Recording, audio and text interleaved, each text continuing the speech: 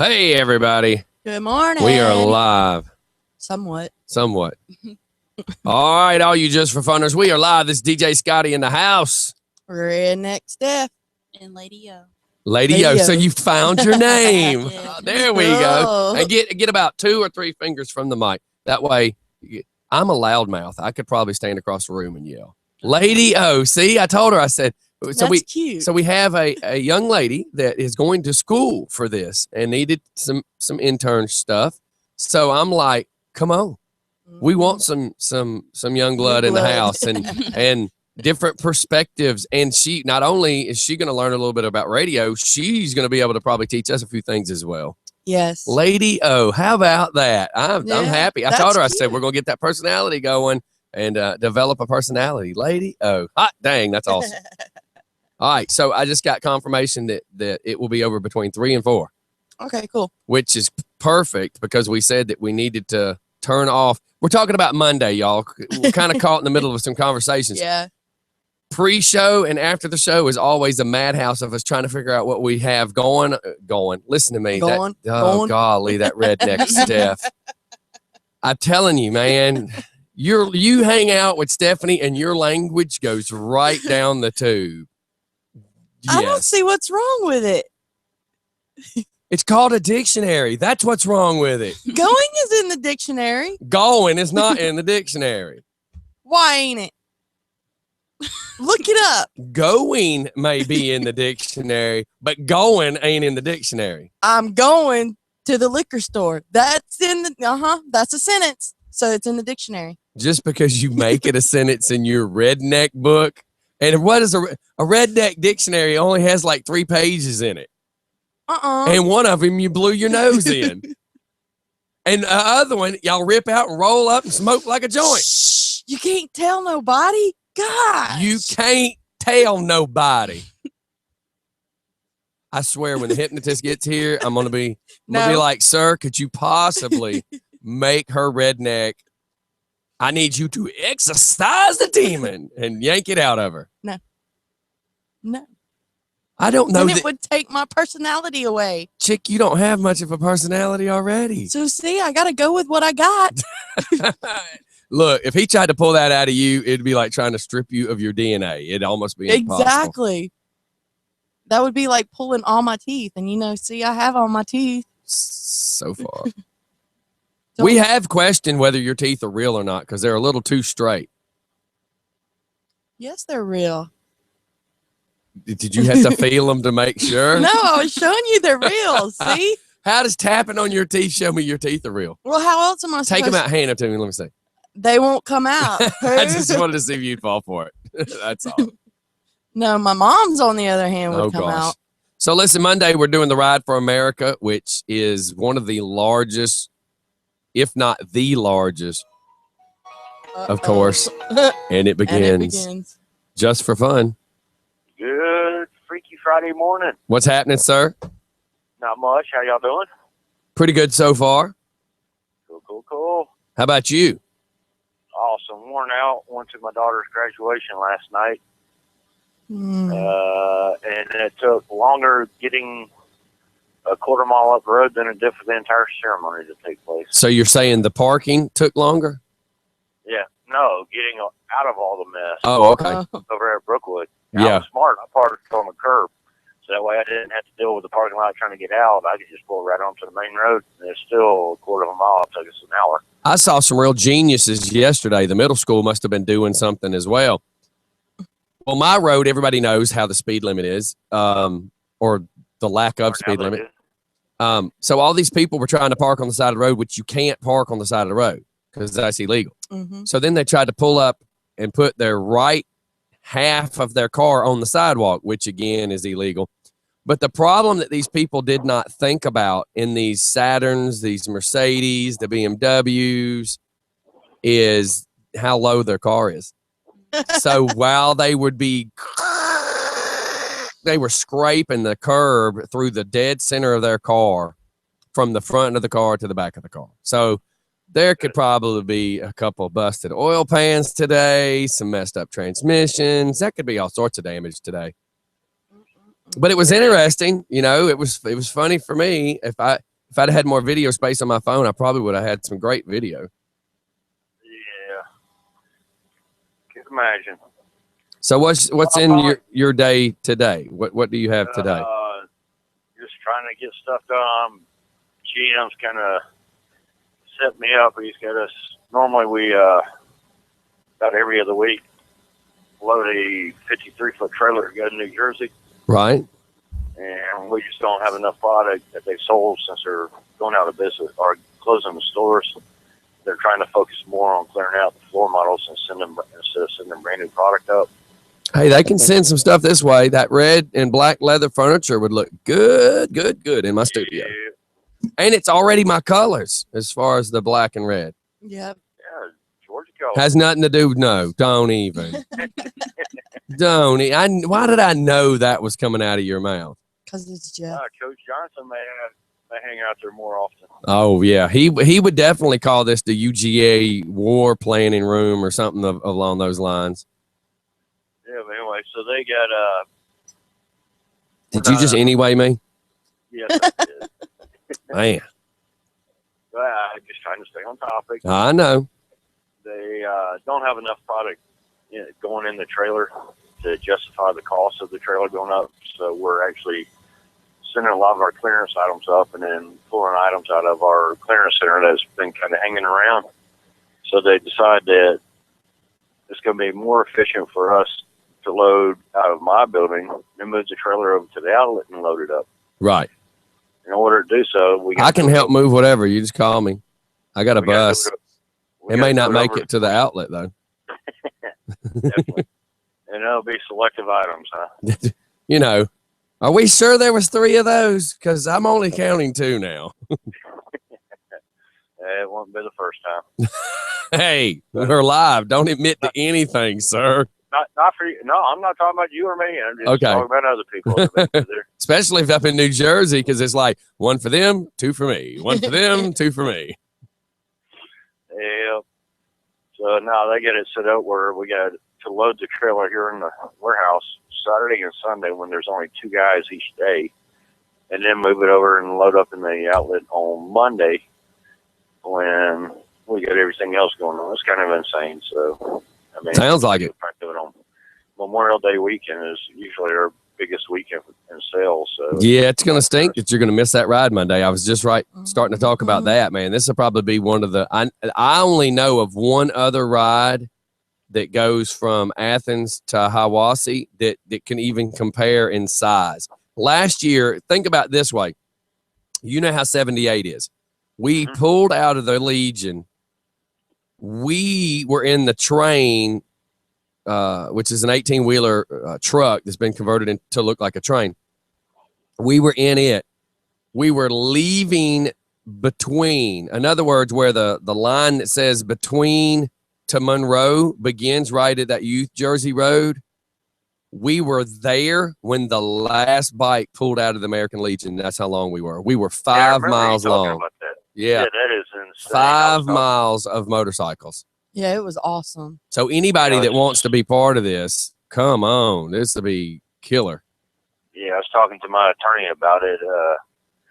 Stopped in at the courthouse to get our marriage certificate so Bree can get her stuff switched over, and following up on issues with the ex's house.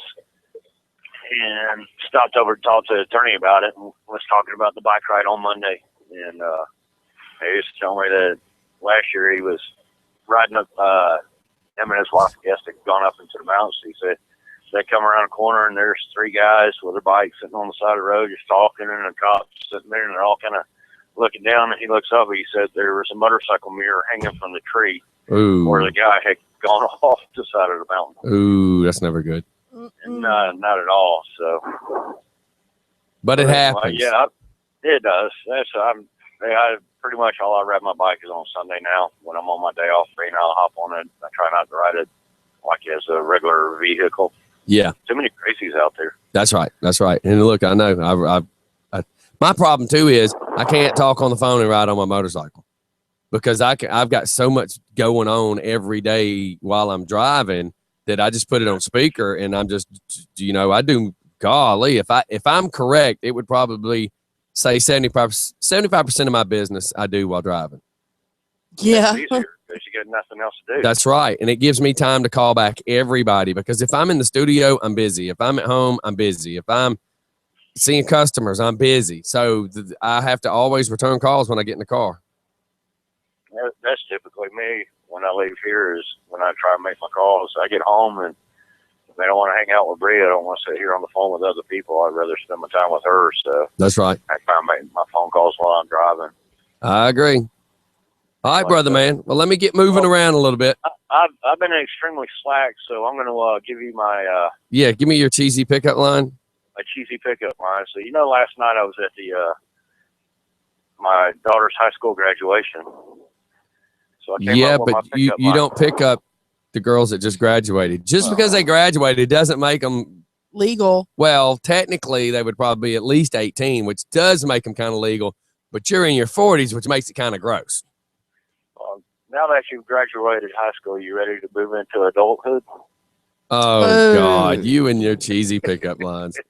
That was so And bad. Jeff is like the king of pickup lines. So he's actually got to where he researches them and kind of gives us cheesy pickup lines that we talk about. So it's kind of funny. Mm-hmm. But he used to use them when we were in our 20s. Busy. I think this is only like the second time this week I've been able to listen to the show. I've been running so crazy. So, right. But I had to. But yeah, Bree's sitting beside me. I've got my phone playing. Bree's sitting beside you? Yeah, she's listening to the station on my phone. Ask her what the cheesiest pickup line has ever been that was used on her, whether it was from you or not. Well, if you give it 8 seconds, it'll come across my phone and she'll be able to tell me. That's just funny. Okay, we're just going to sit here and wait. Okay, no, we can't really. Get her to think of what the worst cheesy thing was ever used, whatever, and then call us back. I was like that stupid joke. What's the worst thing ever said on TV? Or to think you were a little hard on the beaver last night? Oh. Okay, holla back. So I just got. She's Hold on. thinking. She's thinking. She says she'll have to get back to you on that one. All right, man. Well, let me know. Holler at us later on. Enjoy your day. All right. Have a great weekend. All right, bye. Bye. You just got what? I just got a text message that someone called the Legion last night, and they say they know nothing about a motorcycle ride. Who? What Legion did they call? I don't know. Who is that? It's Travis, but it's a guy that he works with said that he called the Legion. He's a motorcycle rider, and he wants to participate in it. The question would be, which Legion did he call? Yeah, which Legion did you find out which Legion he called, Travis, if it was the one in Loganville? If it's the Loganville. And I'm going to send you a copy of the flyer. And it's hard to believe anybody there would say they don't know, because this is the biggest thing they do once a year. I mean, there's period. I mean, to know 5 miles of motorcycles, and some being veterans, some being sons and daughters of veterans. And you figure for every motorcycle, almost every motorcycle has 2 people on it. So you visualize how many people that really is. That's a chunk of people. So, yeah. All right. Well, do we have anything? I know the Hypnotist is coming in today. Yes. Are you excited? Yes. When he strips you of your redneckedness, I will be so content. Not happening. When he has you talking like you're from Britain, I'm going to look at you and go, how is that even possible? Not happening. My redneck knees is staying. I beg to differ. If they can make somebody quack like a duck, yeah. Now that would be funny. What if he makes you talk like Yoda forever? I mean, you already kind of do, but that could be. I can't even think. Maybe we get you talking like you're from Britain and you talking like you're a redneck. That could be really creepy.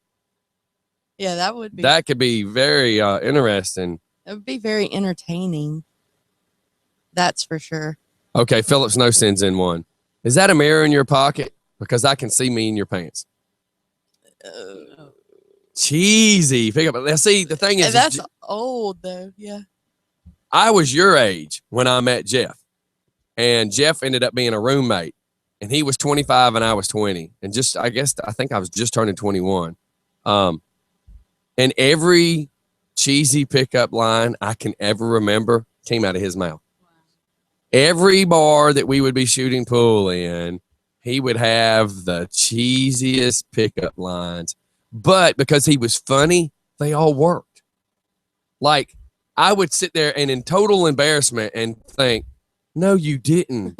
You didn't just say that. And the next thing I know, him and this girl would be drinking a beer together. And I'm like, How does that work? How does that even work? Like the cheesy, but he pulled it off. I guess the laughing and the being funny, you know. Here I was trying to be all serious. Yeah. See where that never works. That never works. Yeah. Trying to be nice. Well, I wasn't really that nice back then. Never mind. It was different. It was different back then. You was conceited. No, just funny. You don't know nothing. What was bad though? Okay, come on now. Your nickname was Scotty Too Hottie. Well, one time we were sitting at the bowling alley in Snellville shooting pool, and Jeff had a cousin. She was there shooting pool, and he had introduced me to her. And then he looks back and he's like, no. And I'm like, well, why did you introduce me? He's like, no, dude, that's my cousin. I went, well, you're the one that wanted me to meet her, but I didn't want you to date her. And I went, well, you introduced me. I just assumed. He's like, no, You didn't say hands off. And then she turned out to be a lot more wild than he knew, to the point that she made me back up and go, I don't know about this. You know, they tell you the quiet ones are the ones you got to worry about. Yeah, school teachers, you got to worry about school teachers. Some of them are out there. Yes. They hide their stuff really well. Yes, that they do. Because some of the teachers that I used to work with. Oh, my God. Jeff says, in reference to him being funny, that works. And he says, that and the size of my nose. But I'm not really going to go in that discussion because the main part of the Humpty Dance, that song that he really likes, yeah, I'm just going to leave that alone because I know he's giggling. You know what part I'm talking about? Yeah. Yeah. So right now I know he's giggling because he knows he's trying to get one in on me to make me say it. And I'm just going to try not to say it. And within a couple of seconds, there's going to be another text message here in a second, I'm sure. So today is the last day of school for, I know Rockdale. I believe the Cab's last day is today. I don't know. I think Walton's already out. So Newton County. Somebody else I spoke to the other day said their school. Oh, Walton is out. Walton was out last week. Yeah, that's what I thought. That a young lady about speeding in her neighborhood had actually brought something up, asking me questions, and I said something about the school buses. I said, you need to catch them on video. She says, well, our school's already out. Yeah, they usually get out. So that gives her a couple of months to get a new camera, and get set up, and be prepared for when it starts. And you know, this is Ashley's last year, and it's already started. The senior pictures. Do you mean she's done, or the one coming up? The one's coming up is her last year. See why I want the redneck stripped out of you? This is Ashley's last year. So we're talking about schools ending today. You say this is Ashley's last year. We assume you mean today. I get it. No, next year's her last year, and it's already started. She came home with the pamphlet for the senior pics. And? I have to have her scheduled an appointment to get her senior pictures done by June something. Yes. Or you miss out. Yeah, or her picture won't be in the yearbook. Yes, because you know they print those things in advance. Yes, I know. I'm just making sure. So that means we have to do the whole page. Hair has to be done, everything. Oh, my gosh. Outfits. You know, her hair's going to be green then because it's green. No, it won't be because you'll have it fixed by then. Yeah, I need to talk to Kelly. See my point? Yeah, we'll see her Saturday night. Because that's look, you're sitting next to a young lady that just went through all that. When you know June's coming, that means when does the pictures have to be taken? They have to have all of the pictures done by, I believe it was July 15th. Okay, so the whole month of June will be get Ashley ready for pictures. Yeah. because I have to have her scheduled, and then we have to go, and then it told because the times if I'm correct, because God knows it's been so long for me, and my daughter's so OCD, she took care of everything herself. You have to have normal pictures, right?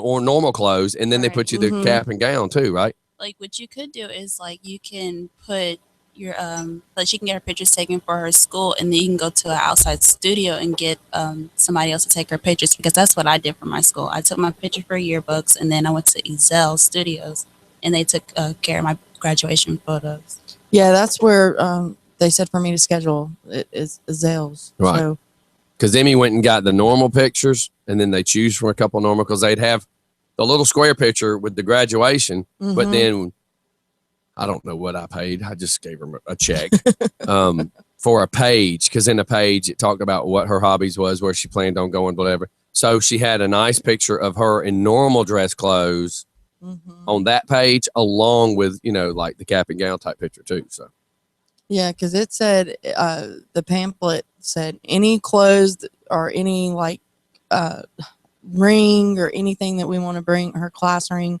anything we want to bring with her to have pictures made, letter jacket, whatever. right. And you know what she's going to pick, because it says to pick out her favorite outfit. You know what shirt she's going to pick that she's going to want to wear. I know that means I got to get her a new shirt. Well, she has one with the new logo on it. Right, but we'll have to get a good one that's going to look good in pictures. Yeah. Meaning you need something solid and bold colors, because they'll probably have her with a sky blue type background or something. I mean, it depends. It just really depends. It depends on what you're doing and where they're going. Well, look, Jeff Matthias just said, since Rockdale's out, can I borrow your radar gun? No, the speeders will still be here. I'm actually waiting on a bulb. Everybody remembers the movie. Everybody remembers the movie Ace Ventura. Yes. Do you remember the very beginning of the movie where he plays the UPS guy? And he soccer balls the package all the way down the hallway. Yeah. So you grasp what I'm saying? Because you're giving me this dumb look like a whistle and a dog going, Well, I'm trying to figure out why you need a Can you just go back to the Ace Ventura stuff? So you know what I'm talking about. Yeah. So in Ace Ventura, he shows up playing as he's a detective, and he's trying to sneak up on somebody, and he takes a box. He acts like he's the UPS guy, and he's going down the hallway to knock on their door at their apartment, and he soccer balls the package. He's kicking it all the way down the hallway. Okay. This is like pulling teeth. No, you have ruined the complete joke. I was waiting on the joke. No. So the joke is, we walk up to my front door, and there sits a package that has been Ace Ventura. I mean, the tape's coming off of it. There's holes in the side of it. Holy cow. So I take it out. I go to the car. I plug it in. Because it's an older X-band radar gun, it has it's before LEDs. So it has what looks to be a light bulb. Inside the bulb is the numbers. It's its own little device, if you will. Well, one of them was busted. So I can tell you're in your 20s, but I can't see that you're 21, 22, or up to 29. If you're in your 30s, it'll say 3, but I can't say if you're 35 or 37. It'll say 40. So when the Mercedes comes, but the higher the number, this thing has a squeal. And the higher the speed, the higher the pitch of the squeal is. So when you're sitting there radaring and you're watching buses come through, and it's like, boop, boop, and you're seeing it say 3, you know they're in their 30s. And then it's like, boop, when they're in their 40s. And then when they're 50s, it's one squeal, and 60s is a high squeal. A Mercedes comes, all I see is a 5, and it was the highest squeal I heard all day, which means most likely he was approaching 60 miles an hour in a 25. But that was during school hours? That was during school hours. But until I have that second number fixed where I can video it and say, look, 38 miles an hour, 45 miles an hour, it's kind of useless video other than just me and my cop friends that, would know what it means. Yeah. So I'm waiting on this bulb, which is only like $12, finding it because it's an old bulb, and it's not really even called a bulb. It's a numerous, because it's a number. It's numerous something transistor or some whatever. Okay. It's a DR201073-43. That's what it is. All right. I've remembered the number because I had to hunt for it for over 2 hours. But anyways. Crazy. I can't believe I say Ace Ventura. Okay, so when I say that somebody got Mike Tyson, what does that mean? They got knocked out. Really? What if it was just getting a face tattoo? Or getting their ear bit off? I don't know. See? For you, out of all, okay, you are everybody's got a little hoarder in them. They all hoard coins because they collect coins, or, shoes. Ladies like to hoard shoes. Don't want to get rid of no shoes. You're a pet hoarder, and you, I would believe, would know more about the Ace Ventura movie than anybody on this planet. And I can't believe you don't even know the movie. I watched it. Your house is like his house. Like how Alice in Wonderland steps out, not Alice, but what is it? Snow White, and throws her arms out and all the creatures come out of nowhere. That's your house. No. I can't believe you. I bet now you're going to be like, Travis, we need to buy Ace Ventura. I need to refresh my memory. No, I didn't like it. I didn't care for Why? Did you try to say it wasn't accurate to the truth of hoarders of animals? No, I guess it was the environment of the first time that I watched it, because I knew nothing about this movie, and I was working at a nursery at a bowling center, and one of the kids, they had just bought the movie, and he wanted us to play it, and the parents said, yeah, it's okay. I'd never seen the movie, and so, yeah, I put the movie in, and it's a bunch of kids in this room now from ages 6 months to 6 years. And I played Ace Ventura, pet detective, for them. And that's what kids watch nowadays. Yeah, but all the sexual innuendo them kids didn't get any of that. I don't know, because then the next Steph, you barely get it. Well, I turned it off when it started getting too. It turns you on, so you turned it off. No, when it started getting too racy. Yeah, but kids don't get it. It's just like Austin Power. I used to play it for Emmy. She didn't. They don't get it. Well, that's like my oldest daughter's very first movie that she ever sat through as a kid. Yeah, but you tried to play her Debbie Does Dallas, and that's No. You thought it was about cheerleading, and that's not what it was about. No, it was Terminator 2. She actually sat through the whole movie. Why would you play that for a kid? I did not do that. Who Daddy did that. Daddy did that. And she was how old? Maybe about 4 months, 5 months. Oh, but at 5, she don't get it either at 5 months. Yeah, I guess she still was violence, watching but still, she wouldn't get it. She didn't cry. She just sat there. She didn't get watching it. Their brain don't process like that. Well, that's what's wrong with her. The worst thing she'd learn is she'd walk up and smack you. Yeah. I mean, that's maybe, but she couldn't even walk. So maybe no, she couldn't walk. Right. So she didn't process none of that. And she used to like to watch the Braves. She would love to watch the Braves. There again, she didn't process that either. Because if she could process anything, she'd have wanted to see something good. Well, I guess it was just the motion. I guess I don't know. The sounds. She doesn't like baseball now. Well, you can see why. You made her watch the Braves. I would be anti-baseball too if I had to sit through that. But I am anti-baseball. So yeah, ever since the strike, baseball needs cheerleaders. It would make it more interesting. I don't see how that would work, but it works for football. That's the only reason I'd watch football. And the cheerleaders. Basketball has cheerleaders. I haven't seen that. I don't know. I didn't watch it in a long time. Or actually, I think they call them dance crews or dance something. Yeah, they don't call them cheerleaders in basketball. I don't know. I'm just waiting for something, Steph. Just waiting for something. I can tell. I mean, when he gets here, I got to get him. Steph needs a tune-up. Steph needs a tune-up. Tune up for what? Anybody that knows cars will understand this. When your brain gets to moving, there's some spitting, some sputtering, some firing, some missing. As she does sound effects. Oh, I thought I heard the door opening. No. All right, everybody, we'll shoot off to a commercial. See if we can get the morning going.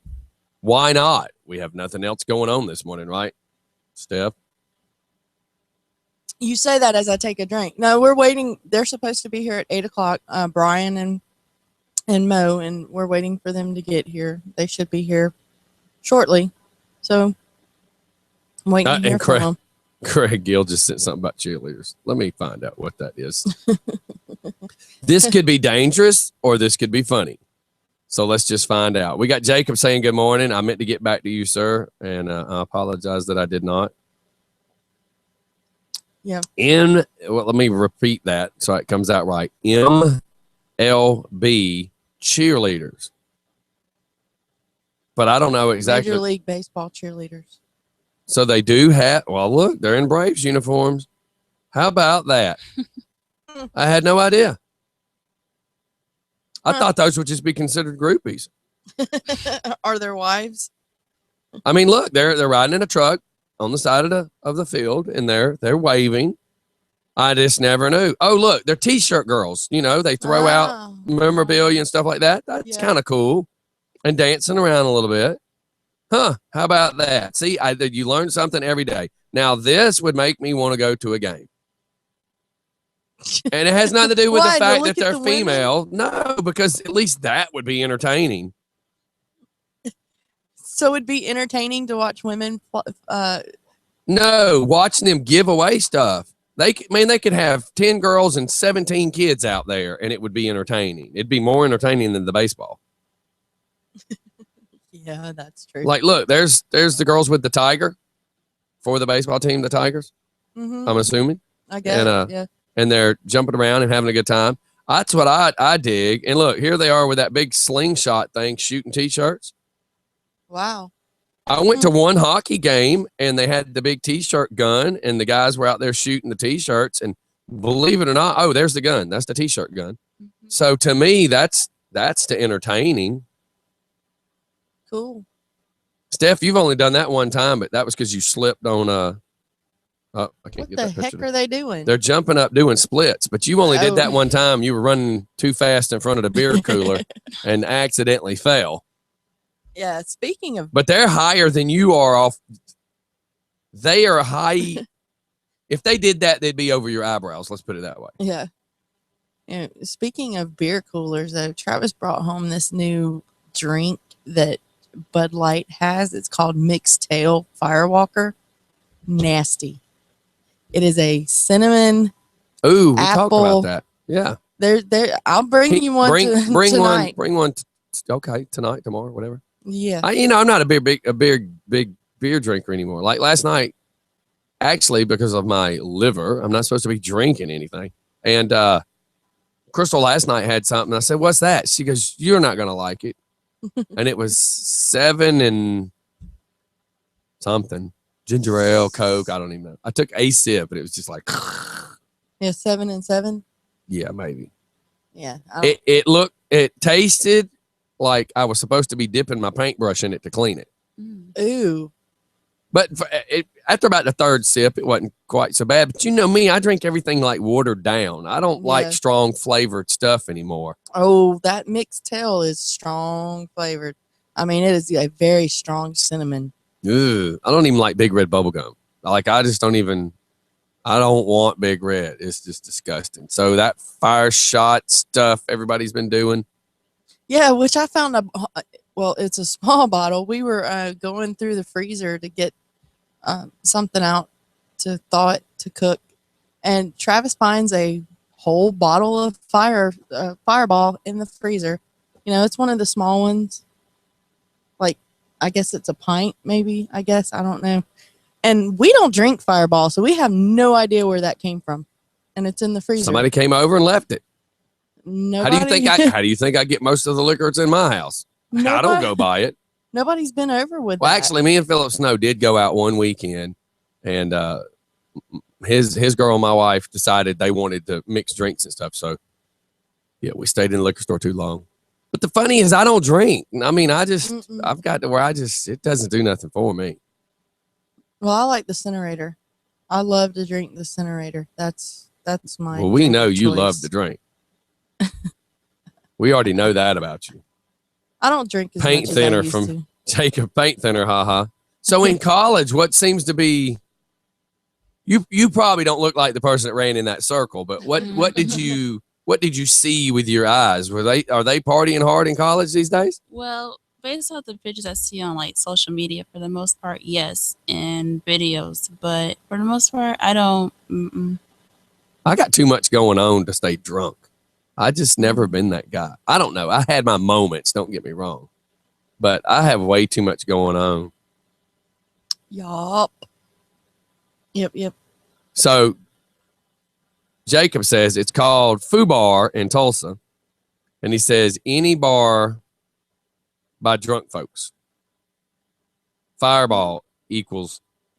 So I guess the way call me, Jacob, and tell me how you pronounce that. Because fireball, if you say it fast, is Ferber. But I'm sure I'm reading by the way he types it. He's probably going to call in and actually say it. It's kind of like that language that y'all speak. You rednecks? You know, you add syllables to make it sound special. You remove syllables to make it furball. Furball. I don't know. I'm just laughing because you already have enough furballs. Furball. I don't know how you would pronounce that then. I'm going to call him. We got to go to a commercial break too, but we're running on all cylinders this morning. You can tell it's Friday, but we'll probably get it. We'll probably be wide open here in a few minutes. So I guess we better take advantage of this being slow this morning. Well, I don't think it's too slow. I don't know. I'm You're actually just now awake. you're just catching up to me saying that. And no, I was letting you finish because I finished off the So how do you say that? How do you say Ferber? Ferber. So that's You get to tell that Ferber. So that's how y'all speak there, huh? Yeah. And if you're any drunk person in the bar, sounds like that too. So say it again. Hey, my God, tell that Ferber. Oh, okay. So if you're drunk, that's what it sounds like. Ferber. Right. Ferber.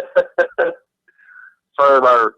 So I almost want to say, or I'd almost want to believe that by the time you can't pronounce it anymore, that should be your cutoff point. Yeah, you've had it. Yeah. The second that you can't pronounce it anymore is your limit.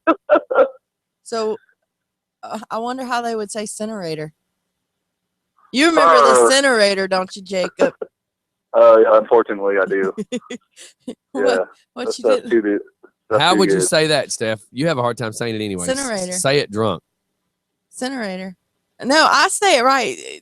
Travis is the one that wants to call it incinerator. Thank you. If you were drunk and you were going to pronounce it, what would it sound like? That's Jesus Christ. See, that's why I got out of the bar business. People would come to me and it would be so bad. They would lean in and of course I'm the height of the speakers, which means I'm getting blared in my right ear. So I'd cut my hand over my right ear and I'd lean in. After the fact they tried to say it the first time and I couldn't understand them. The second time they would spit in my ear as they're trying to say it. Oh my gosh. Because it's and then I would finally look at them and go write it down. Yeah. Go write it down because I can't handle this anymore. I had a guy lean in my ear one time and he's like, I want to play Candy and Dream. What? Huh? Candy and Dream. And I'm like, what are you saying? And then I thought he was trying to tongue kiss me. It sounds like he's saying Freebird. Freebird. See? Does it not sound like this is why I don't miss being in the bar business. Yeah. Do it again. No doubt. Give me some Freebird. Like some Freebird. See? I'm going to get into that Freebird. And the bad thing is that every bar, you always do have the one guy that is screaming out Freebird, and that's probably how it sounds too. Play some Freebird. the problem is once you've heard it, you've heard it. And I've been that guy. It only you have been that guy, or you still are that guy. Not at a bar, but at a concert. I yelled Freebird out a couple times. Jeez. You know, just to get the crowd going. You know. Yeah. Just to be that guy. I had Chris, which we haven't heard from Chris with Ravens Renovation this week, but the week that you were gone, the 2 days that I was doing the station, he kept sending me messages, play Freebird, play Freebird, play Freebird. And I'm like, no. Just because you knew not to even touch it, huh? Yeah, because, well, not only is that song like, what, 7 minutes long? I don't know. Let me look while we're sitting here having this conversation. Yeah. Like 8:30. I knew you would get me. Like, I leave her in charge for 2 days. I actually don't have it in the library because I don't want to deal with it. Oh, wow. But I will. I'm gonna search and find out. I can't remember. Right on. I'm gonna get out there and get back to my coffee. All right. Thanks for calling. Yep. Appreciate your night. Appreciate your night. Bye. Bye, Jacob. Go ahead, Billy. Hello. Hello, Clary. Hello. Nothing like being butt dialed. I'm glad your butt was thinking about me, but I'm not real sure that we were meant to communicate like that. Steph, on the other hand. What? I was looking to see how long Freebird was. But apparently I can tell you in just a second as I'm trying to get it. I'm telling you, today is just one of those days that you can tell the end of the week's approaching because it's like, holy cow, there's so much going on in my mind where I'm trying to figure out all the things I need to do today. According to the YouTube video, here's one, it's like 13 minutes. Freebird Live, 14 minutes and 21 seconds. Then all the other 3 copies that I show are 10 minutes, 7 seconds. And one of them that's a video is 9 minutes and 16 seconds. Good Lord. So 14 minutes. Oh, God. Chris with Ravens. You wanted to mention his name. Play me some Freebird. See, I told you. Play me some Freebird. Okay, listen, I will do this. I will play a couple of seconds of Freebird, and that's it. So everybody will be right back. We got to go to a commercial. It's just for fun in the morning. And we got to get this thing going, man. Like, I feel like I'm dragging over here, but we'll be right back. I know it's just moments away before chaos is in the building. So everybody give us a few minutes, and we'll be right back.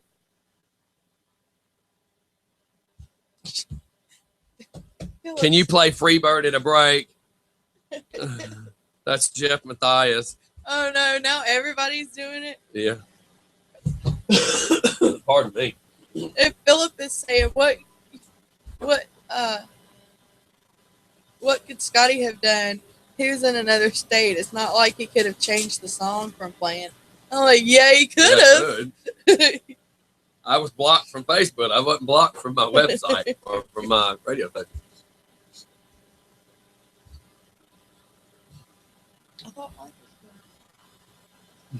Philip, play Freebird, capital letters. Travis must not be listening.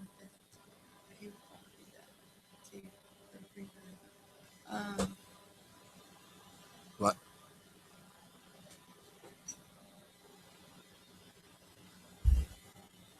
Anything you want to jump in on, feel free. I know it's probably a lot to take in the first day because it is chaos. But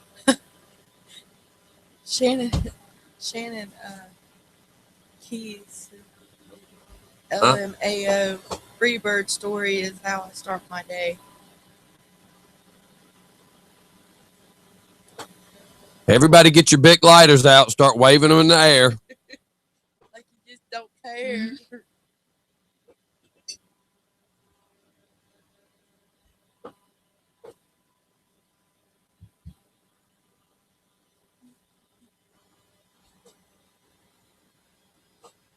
So Mike was going to come today. Watch this. He said, I'm not going to make it because I got sunburned today. He said, I'll even send pictures to prove it. And I said, okay, send pictures. So I typed back, hey, Kool-Aid. come on, you know that's funny. He said, man, that's mean. So I'm scared. Mike's a little heavy. He's an older white guy. And got extremely sunburned. Well, back in our day when the Kool-Aid commercial came on, it was a big Kool-Aid jug, and everybody yelled, hey, Kool-Aid. So I sent it to him. He's like, man, that was so mean. No, it wasn't. Oh, well, funny. Did you expect anything better? I mean, or anything less? No. That's what sunscreen's for.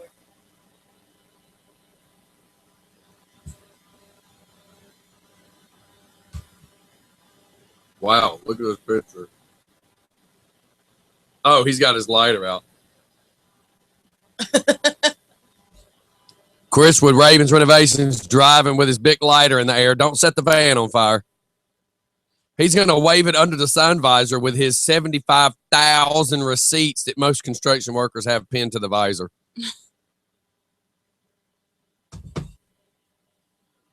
Next will be a picture of him putting the sun visor out. It'll be on fire. Mo said they're about 12 minutes out.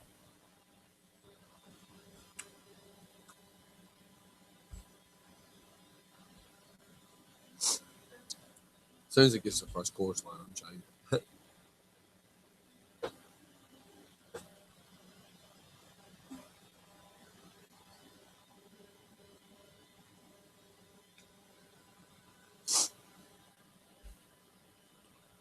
I mean, you know the song is long when you have it on the tape.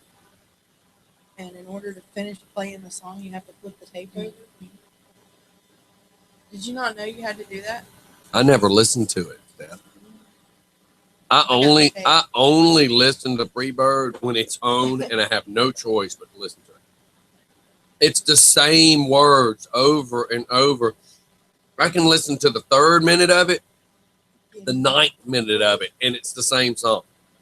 You do get that, right? Oh, yeah. A lot of their stuff sounds the same. But that's drunk people music. That's all it is. Because they don't notice it. They don't realize it. I mean, it's like, yeah! Give me another beer. Yeah! I mean, it's just ignorant. I like listening to Peter Frampton. That's just as bad. Do you Good feel like God. I do? I love The first time I ever had to hear that, Jeff comes into the house after just moving in and shows me a record of Peter Frampton. Man, we got to play this. I swear I felt like I was deja vu all over again. Like, I go to the bathroom, I come back, it's still playing. I go outside to get something out of the car, I come back, it's still playing. And I'm like, did you start that over? He says, no. I'm like, how in the hell is that song still playing? It's a long song. And a lot of times on Saturday night, me and Travis will sit in the carport and listen to the Country Gold. Who? Country Gold, Mhm. 106.1. Now that's relaxing beer drinking. Because I love how you said that. That's relaxing beer drinking. they, my mom and stepdad even do it up there at their house. My problem is, as I do like to hear on the phone, I just want so many new things in my life. I get burned out with the same thing that I did 10 years ago. I told you.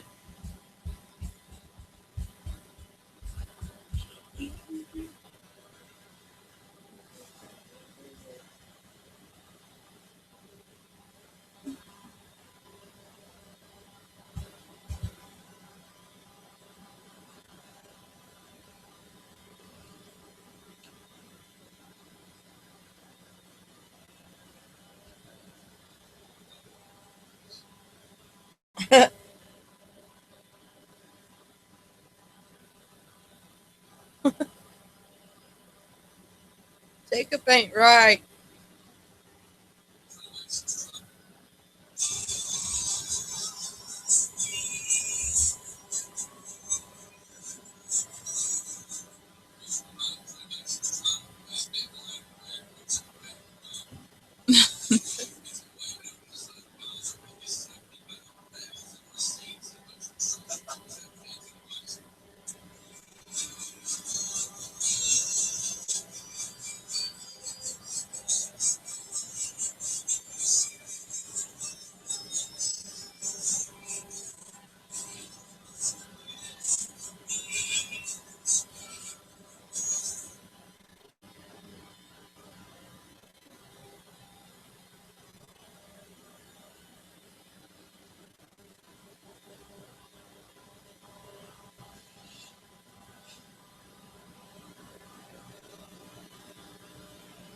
Music's coming back on.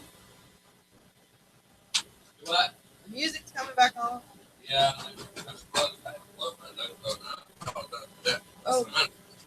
If you want to shoot it to another break or whatever. What? This piece here. Oh, we were talking.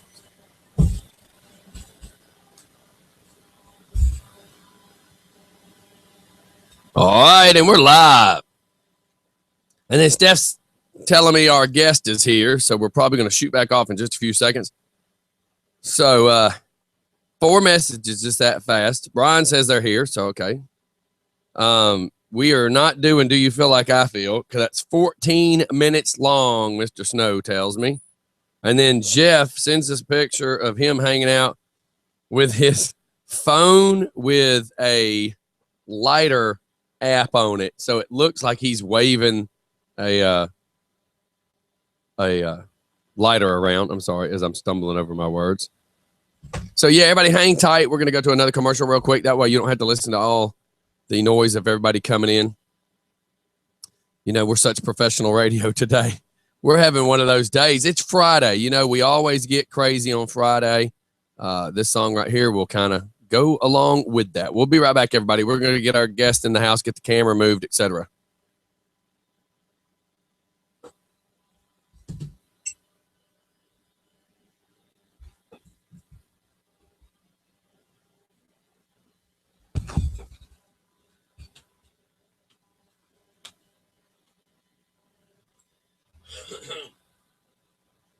My granddaughter got like a summertime cold. Now we're all like summertime cold. Oh, yeah. I think I like to sleep cold, and I think I've just been getting it maybe a little too cold for her.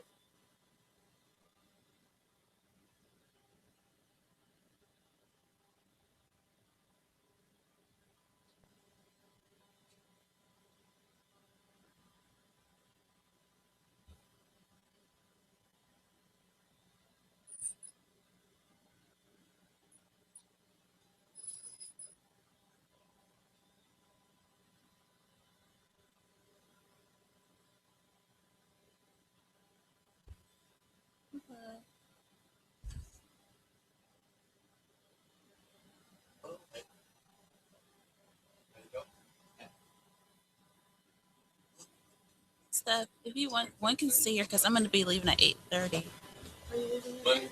And where do you work out of? Where I work? Yeah, what area?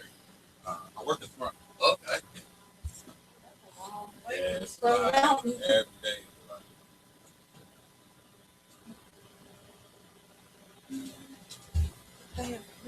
So did you found the place okay? Yeah. Because I messed up one day and gave the address of Underwood Drive.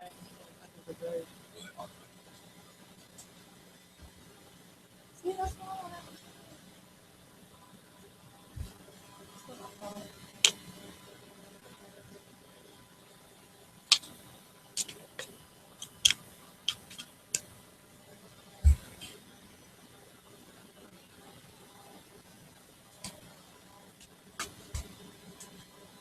Been joking about having the redneck yank out of Stephanie. She's over here fighting that idea now. No, it's not going to happen. It's not going to happen. Like that'd be like trying to strip you out of your DNA. It's not possible. Nope.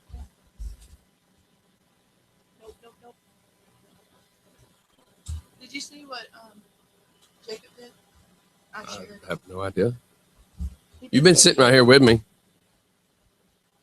No, I just came back in.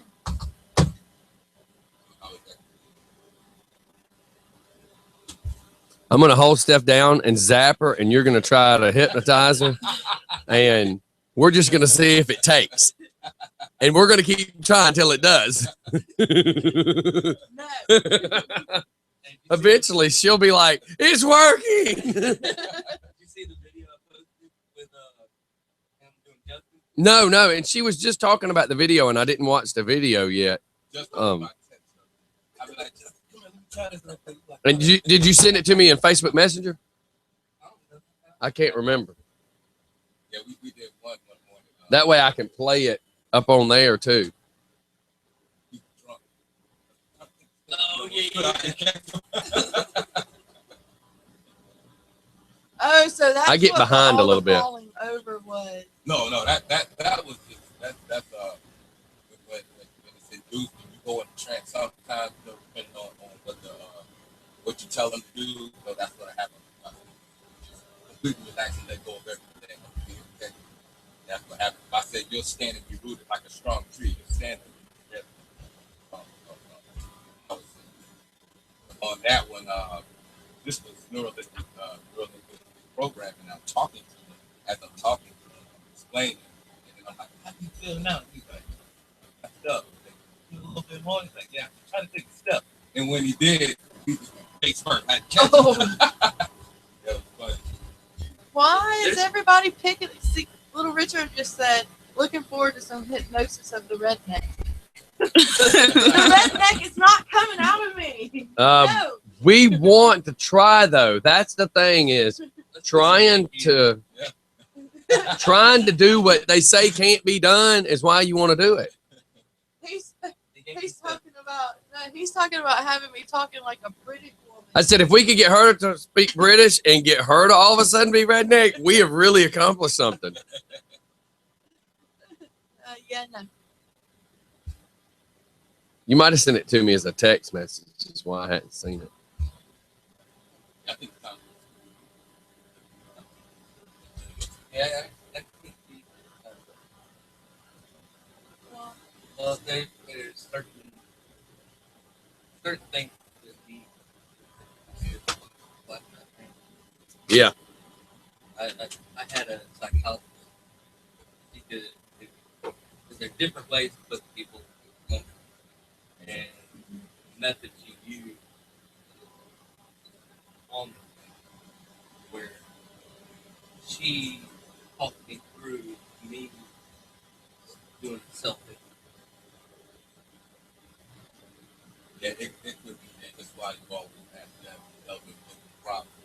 You don't want to put someone under and they got some stuff going on you don't know about. That's right. Mm. Yeah, it's like, it's like uncontrollable. All right, let's go back. Kicking your mic, so we'll figure out the volumes here. Just a second once we get going. All right, everybody, we are back. We've got our guest in the house. Yes. Stephanie, if you'd like to start doing some introductions, and I'm going to get Mike set. We have Mo here in the house with us, or in the studio with us. Yep. And, Crash over here, Brian. Look, it's better than what she called you. Were you listening when she called you the other name? And she called you a name, and I'm like, no, you didn't just call him that. What do you remember when we were down at the lawnmower races, and you had your leg in a cast? Wait, 'Cause lawnmower races? Yeah. Yes. Yeah, that's funny all by itself, right? Yeah. These lawnmowers go like 75 miles an hour. Wow.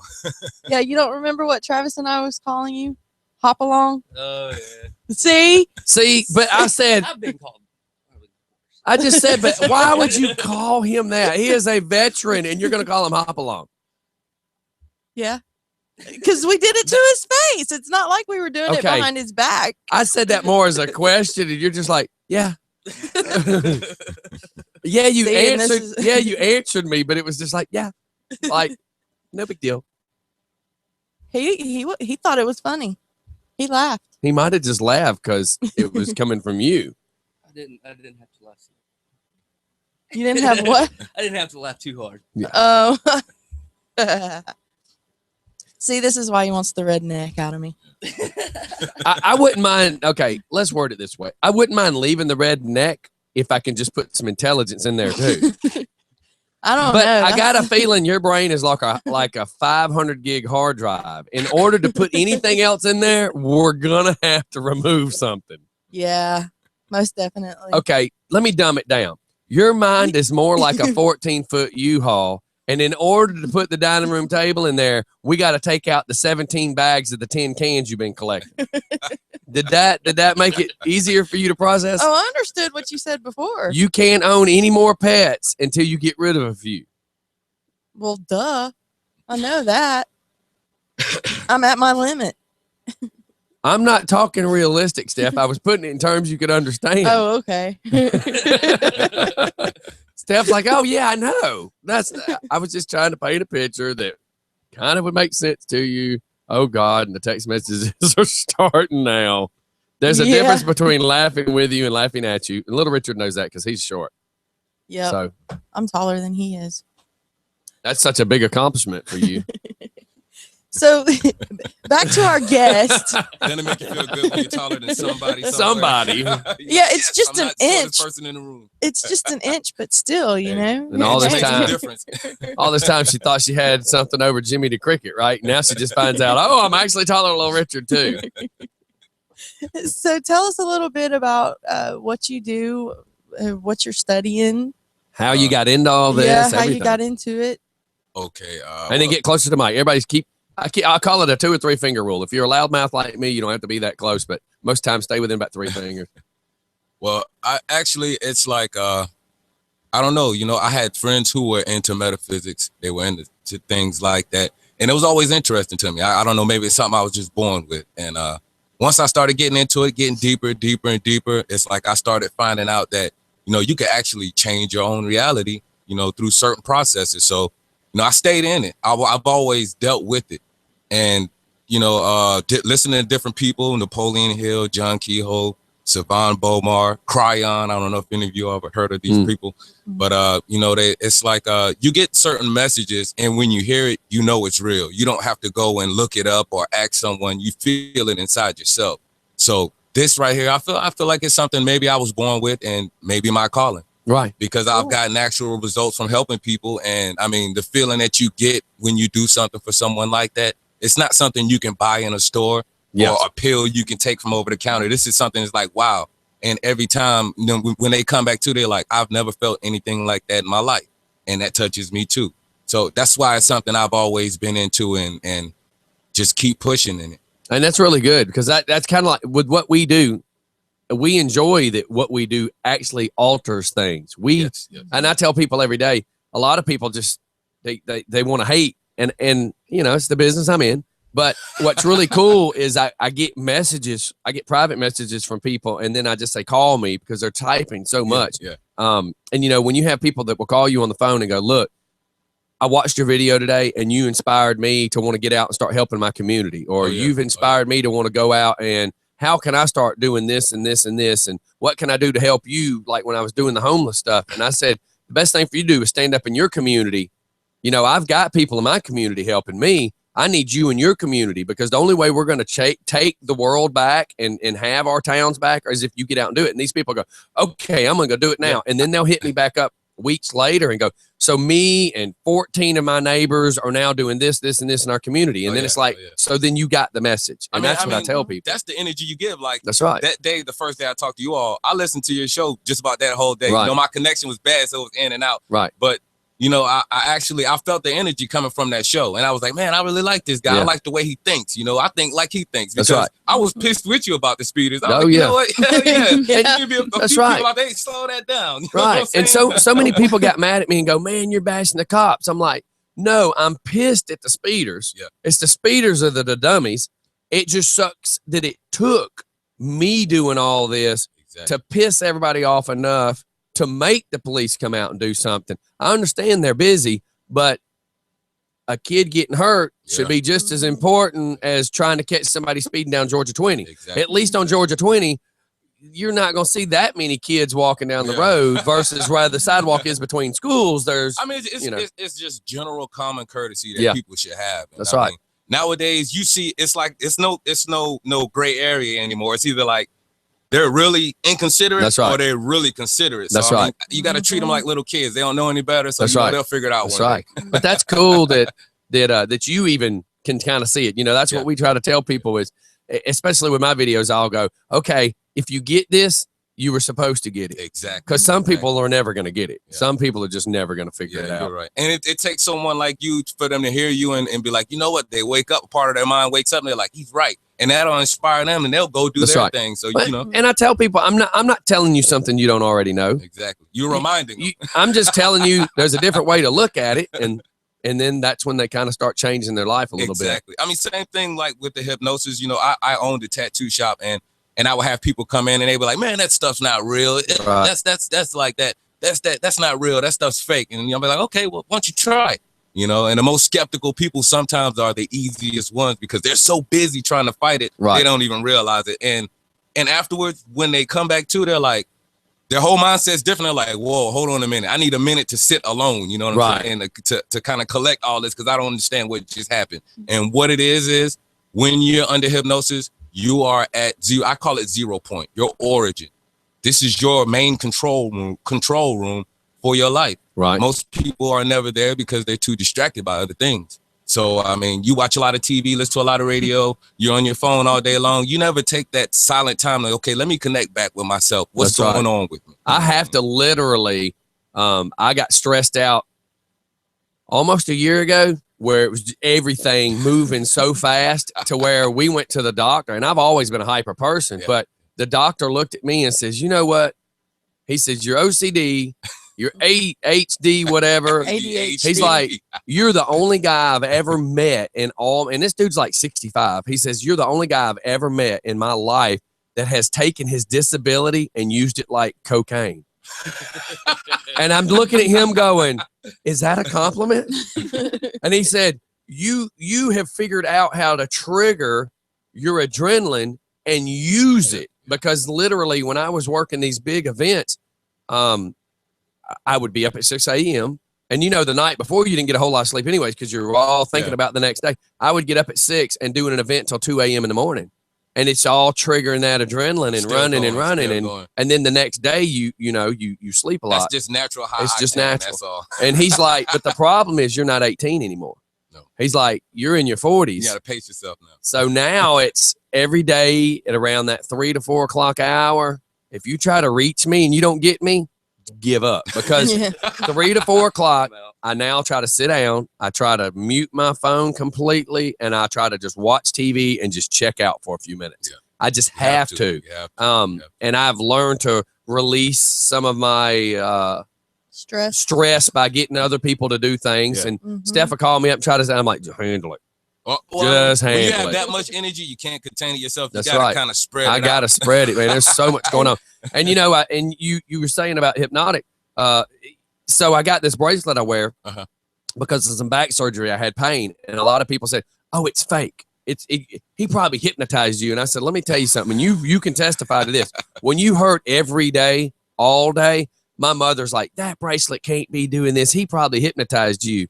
I got it from a guy in Knoxville, Tennessee. I said, well, I will drive my happy ace right back to Knoxville and get hypnotized again if that's what it was. Why do you because think it's they say working. That? Why do you think they? Because they don't want to believe it. No, you know what it Nobody is? wants to believe. It's a form of fear. They're scared because it can't be explained through an analytical way of thinking. That's so right. They're like, no, that can't be real. It's a bracelet. No, that can't be doing that. They don't want to realize that it can do it if you want it to do it. That's right. And the thing is this, how about this? Acupuncture and then people doing hypnosis before medicines. How do you think we survived? Exactly. And that's when I look at people and go, hello. I mean, before we were in the United States, before we discovered North America, the Chinese had already been doing acupuncture for hundreds and hundreds of years. Every culture had a way of healing. That's right. Every culture. If it wouldn't have worked, they wouldn't have been doing it for hundreds of years, and they still wouldn't be doing it. Everyone would have died then. Right. And I can't get it through people's brains. That moved me into pranic healing, actually. Oh, really? I don't know if you all know what pranic healing is. It's a natural form of healing where you take the energy. There's energy around us all the time. You cycle it through your body into that person. And, you know, you're actually healing their energy body. Your physical body follows your energy body suit. So if you have, say, certain types of cancer or whatever, that's an energy blockage, really. And your body's dealing with it by putting it into a small space, which is what the doctors see. And it's not spreading or anything like that. But I mean, basically what it is, pranic healing, you heal the energy body, the physical body follows. Everything works like it's supposed to work. That's a good way of thinking. Yeah. And I try to look at the worrying always makes it worse. Man, does it? You know, like the doctor says to me, and a lot of people don't know this, and especially guys, you'll see this as you get older. I had to get life insurance I didn't have to. I chose to. They popped me for bad cholesterol. The last time I really went to a doctor for anything like that, I was in high school. So then they're like, okay, we need to test your cholesterol. So then I say, I'm not feeling as overdrive, hyper as I usually am. Maybe my testosterone's dropping. You're in your 40s. Yeah. So I tell them to check that. Well, what you don't know most of the time is when they're checking your testosterone, they check your liver count. So right before I go on vacation, the doc sits me down, starts telling me about my cholesterol being high. And we're still waiting for the testosterone to come back. And he's like, so have you ever been treated for use of drugs and needles? And I'm sitting on the table. Crystal's sitting next to me. And he's standing to my left. And I look at her and I'm like, do what? No. How do you know? I didn't know this was a drug test. Yeah. I'm like, no, I've never had a problem. So I just said, well, no, I eat the hell out of ibuprofen. Yeah. But the problem is, he's like, okay, we need to talk about this. But the problem is you now are left hanging before vacation. Oh. So it's like, I'm not going to stress over this because either I'm dying or I'm not dying. But worrying the next 7 days is going to be worthless. Like a lot of people, when they find out they have like a terminal type of illness, they don't get sick till after the doctor says, okay, hey, you got like 6 months to live. Right. All of a sudden they're like, oh, I'm going to die. That's right. There's cases where people have gotten messages like that and they told themselves, no, nothing's wrong with me. I'm going to be fine. And then they make it and everyone's like, well, how'd that happen? It can't be explained because that just goes to show you your mind controls everything you deal with. Well, I know most of the time if I have a bad headache and I just feel crappy, if I just sit around and baby it, I start feeling worse. Yeah. If I get up and just start doing something, I just forget about it. Like I thought I had a headache an hour ago, but I don't know now. Yeah, get moving. Well, Where'd it go? When they told me I had to have brain surgery for my aneurysm, the day before I had surgery, I was down in Savannah. I had a seizure the day before. And it's because my mind was freaking out of what was going on. Overthinking. Yeah. And that's my biggest problem. And yesterday, Steph was here.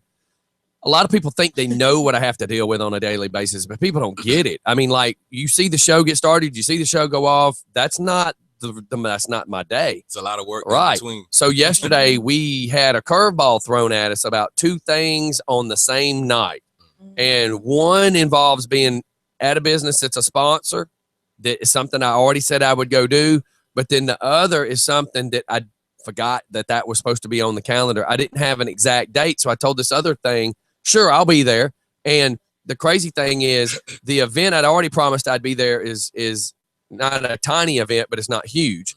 And the event that I just promised I would be at is huge with the possibilities endless of what I can do in Rockdale County and some of the cool events I can do. So I'm looking her and I'm running it through my mind of every possibility. And I said, this is the stuff nobody gets to see. I said, you wanted to see behind the scenes of what it takes? And she's standing in the kitchen. She says, well, at least you got somebody that's helping you figure it out. Yeah. Whereas 6 months ago, it was me walking through the kitchen and pacing and trying to figure out how I'm going to solve this problem. Yeah. So it kind of matters sometimes to have somebody to vent it to, share it with, let them see some of it. Brainstorm, yeah. Exactly. 2 minds are better than one. Yeah. Well, 1.5.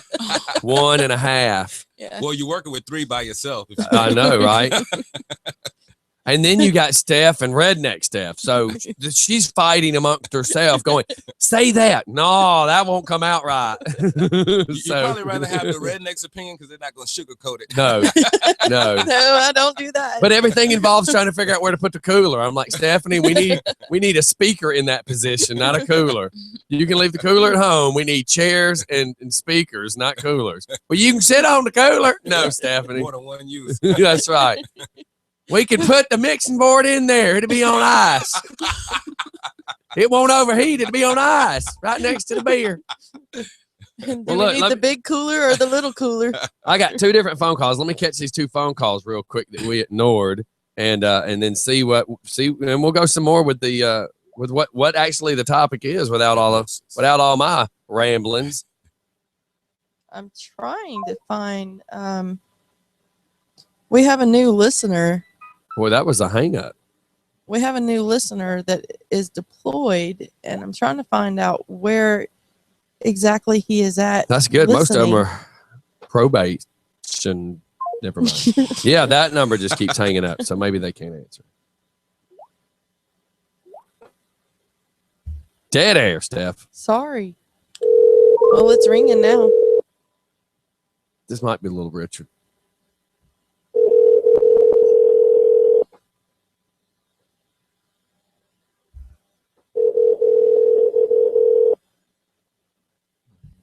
That does, it's funny. Your call has been forwarded to an automatic voice message. They're mad because you didn't. 4-7. So the two people that called, try to call back. I was trying not to interrupt what we were doing. So how long ago have you been doing? I mean, what got this started? How long ago, rather? 3.5. I say 3.5, almost 4 years ago. So I bet you've seen some cool stuff. Man, have I? From learning it.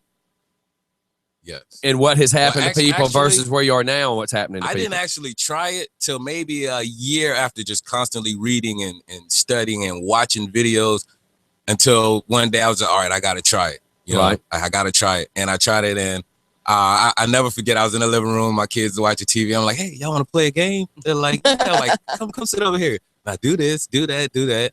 And then it worked, but I didn't think it worked. I'm like, okay, you playing. So I'm like, all right, get up. They didn't move. I'm like, oh, so it did work. So I brought them back, I counted them back out of it. And I was like, what'd that feel like? And they're just looking like, what happened? Nothing, you didn't do it yet. I'm like, yes, I did. You've been like basically sleep for like 5 minutes. Like, well, when'd you do it? So I was like, okay, I'm on to something. Had a friend of mine help me out at my shop, and it actually worked. And then I got into doing scripts, actually putting information in that would actually help them. Right. And I started seeing results from that, and I knew I was on to something. I had a close friend who was having panic attacks to the point where she had to get rushed to the emergency room. Wow. Yeah, it was bad. And she was working for me for a while, and she had to, leave work a few days behind that. So I was like, let's try this. And we did it. And 2 weeks later, I get a call, and she was like, well, the doctors don't understand what's going on. I'm like, what do you mean? She was like, well, I stopped taking the medication because I didn't need it because I haven't had any more panic attacks. Speak to Jared, please. Jared. Really? Somebody's going to do the prank calls. That's why I hung up every time I tried to call it back. Well, it actually worked for her. I got results. I seen it was real. And from then on, I was just like, I want to help as many people that will accept my help, because I feel like it's not me doing it. Maybe it's a higher energy doing it through me to help people and show them, there's another side. There's not just what you see here. There's a side you can actually control. And if I can give you the key to that, I'll do it. That's awesome. Yeah. I know when I had my leg tattooed, it was a guy who was a little heavy-handed, and the first time I was there, it took 2 hours to outline. The second time to do the shading took 2 hours. Wait. What'd you get on your leg that took 2 hours? Oh, I'll have to show you off there. But it hurt so bad that I have a way of dealing with pain.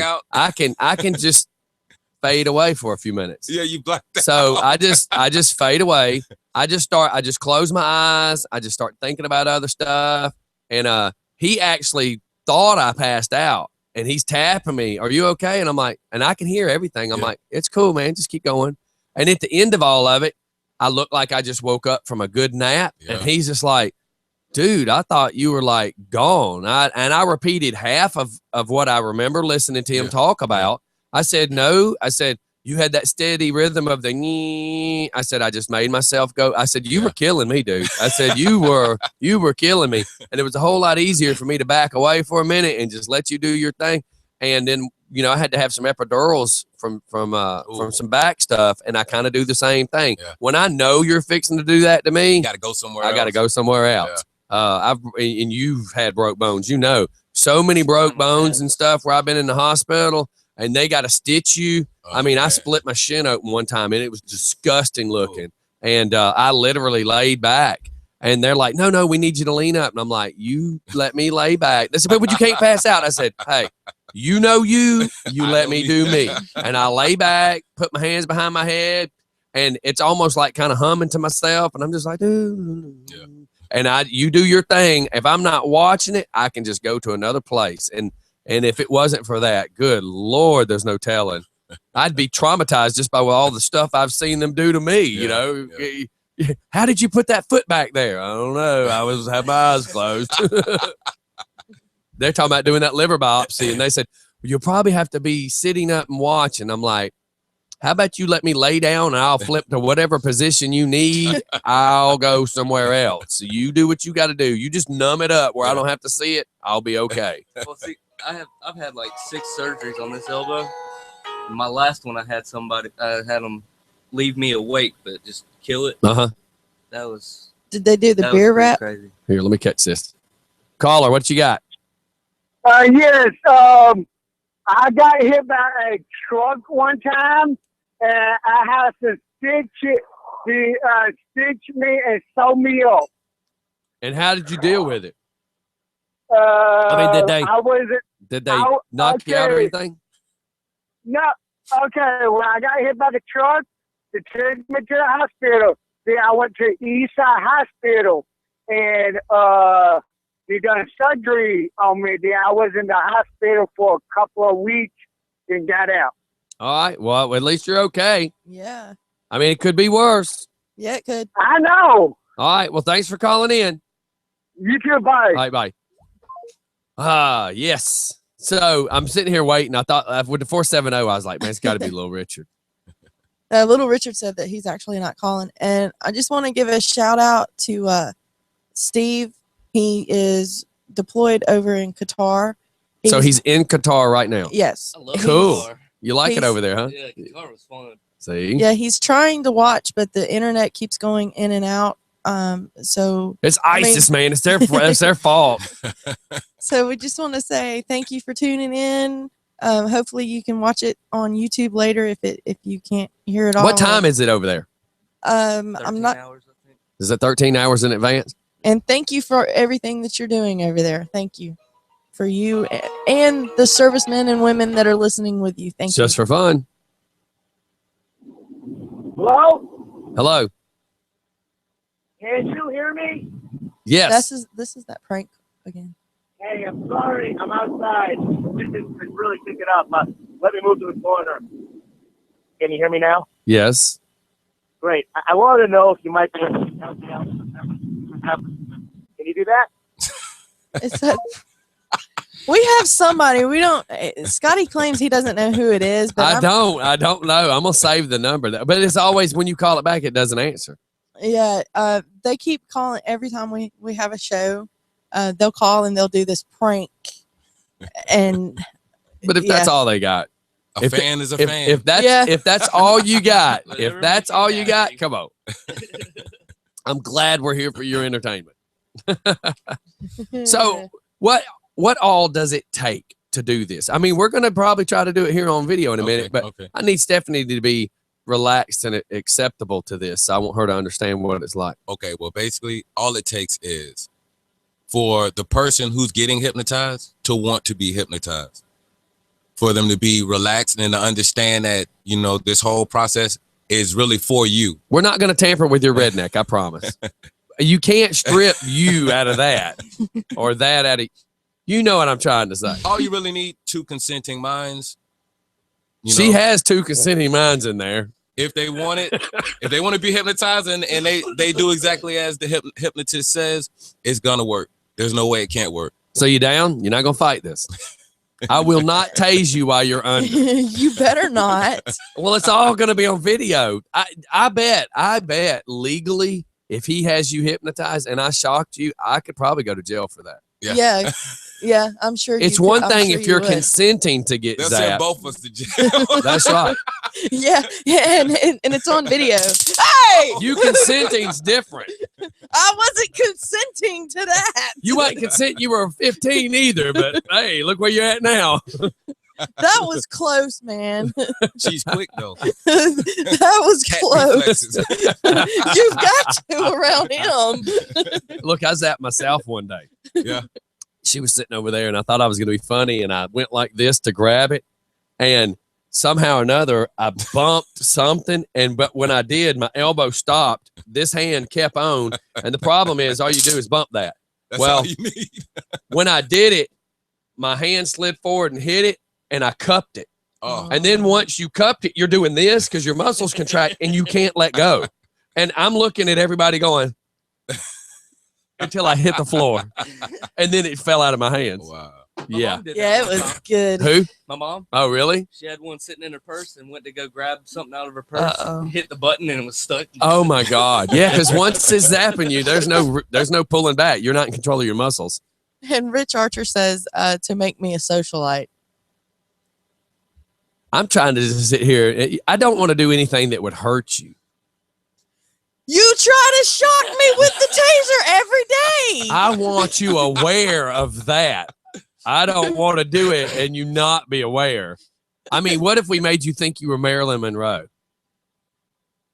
And with your vocabulary, trying to be Marilyn Monroe would be even funnier. You know, the thing people don't understand is, even under hypnosis, you're not going to do anything you wouldn't normally do in your conscious state. That's right. I tried it. I'm just messing with her. When you're going under, Yeah, you're still in control. Basically, Yeah. you're in control. It's like being in a really relaxing daydream where you can still hear everything and get up if you want to, but you're not going to want to because it's going to be like, man, this feels really good. You can still hear everything going on around you. You know? It's kind of like when you got that date break jug that time.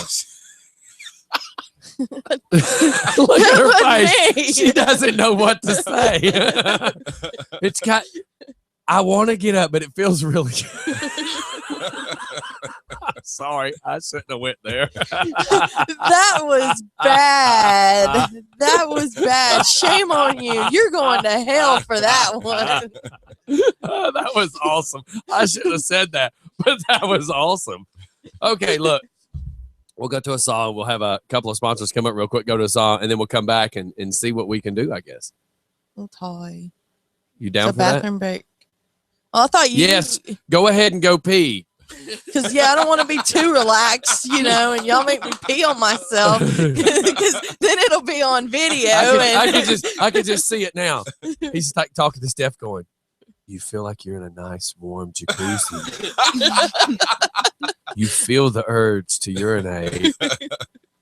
Now That you feel warm like sensation. you need to get up and clean it. Oh warm my God. sensation That's going right. down your leg. Oh Yeah. my God. Everybody, it's just for, giggles. That's why we do all we do. Give us a few minutes. We'll come back and see what else we can pull off. We'll see you here in just a few seconds. Oh my God. Yeah, they're able to hear us now. So you're going to leave today. You're going to be like, Yeah. what did I volunteer to be part of? No, well, I'm gonna have to catch. Oh, I'm gonna have to catch it on YouTube now because I have the training at 9 o'clock. Okay. Yeah. And she's actually going to school to do this. Oh, really? And a mutual friend of ours is like, look, she needs to get, some intern stuff in. So you going to school for psychology, or you Oh going no, to just for do mass communication. communication? Mm-hmm. But she doesn't know us. So I'm like, come on in and see if you're willing to be part of this. It's awesome fun. She's thinking about But- I'm fine. I'll catch you guys. We're just next so week. used to crazy and loud. She's nice.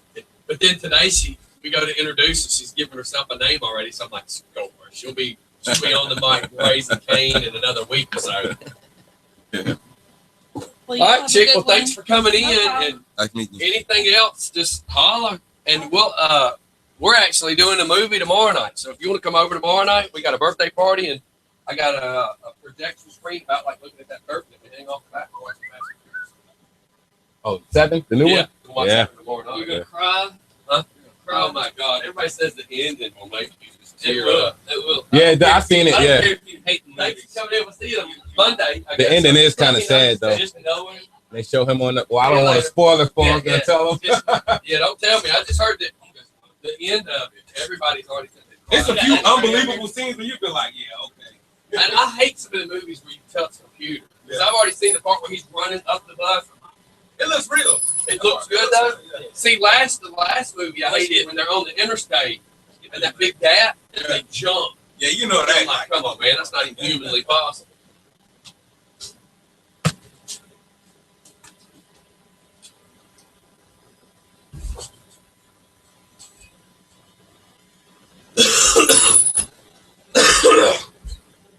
Pardon me, y'all. Ugh.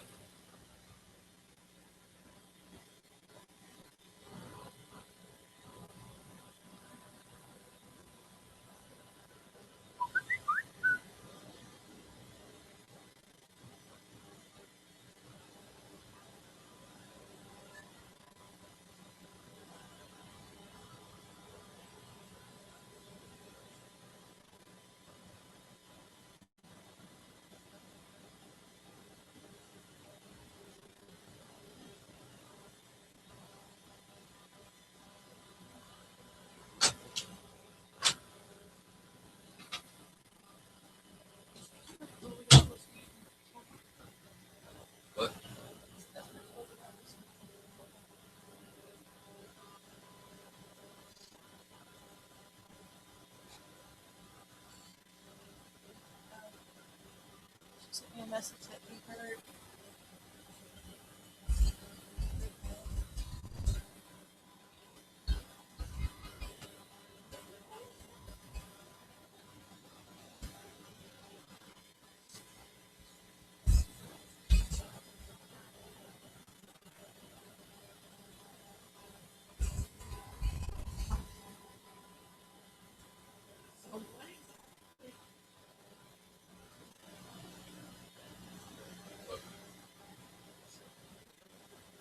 I'm sending this to you to do later.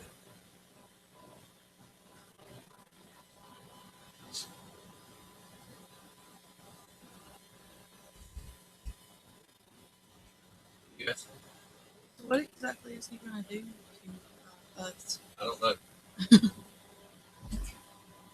I have no idea.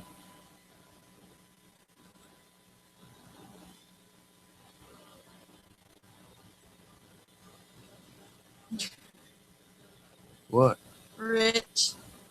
Wow, that dead silence after Steph reading my message spoke volumes. Bah, no way Steph could be a socialite, not even under hypnosis. Bah.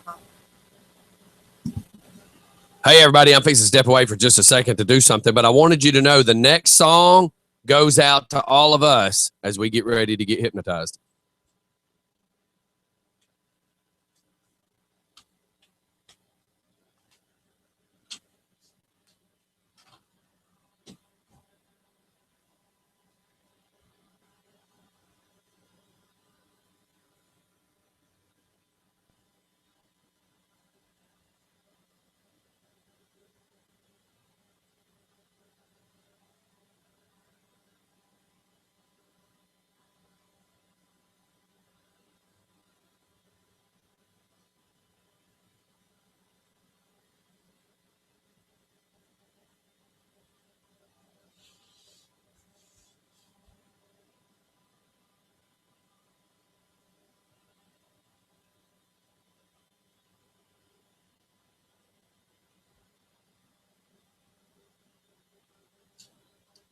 And he said it's 3. Oh, it's What's good? 3. I guess now it would be 3:38 p.m. over there in Qatar. Okay. And it's a group of them. Cool. We need to go another shout out.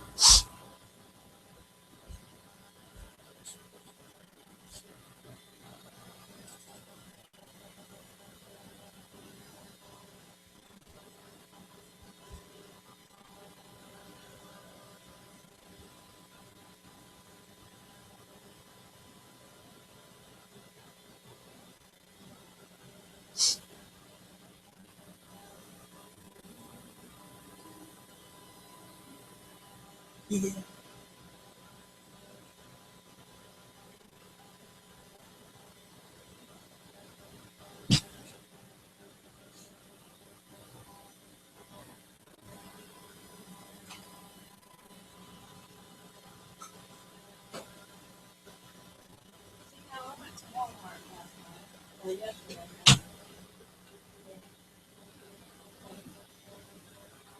Travis wanted a steak.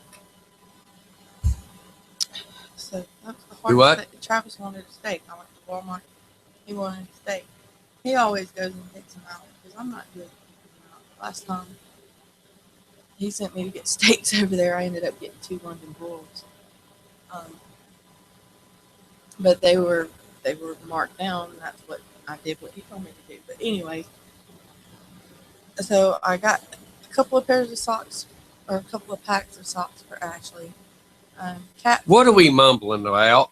You're telling me about a steak. Where did we just go? 2 steaks. 2 steaks. I got 3 bags worth of stuff, but ended up spending $120 something at Walmart. See, this is the stuff we need to have the hypnotist fix.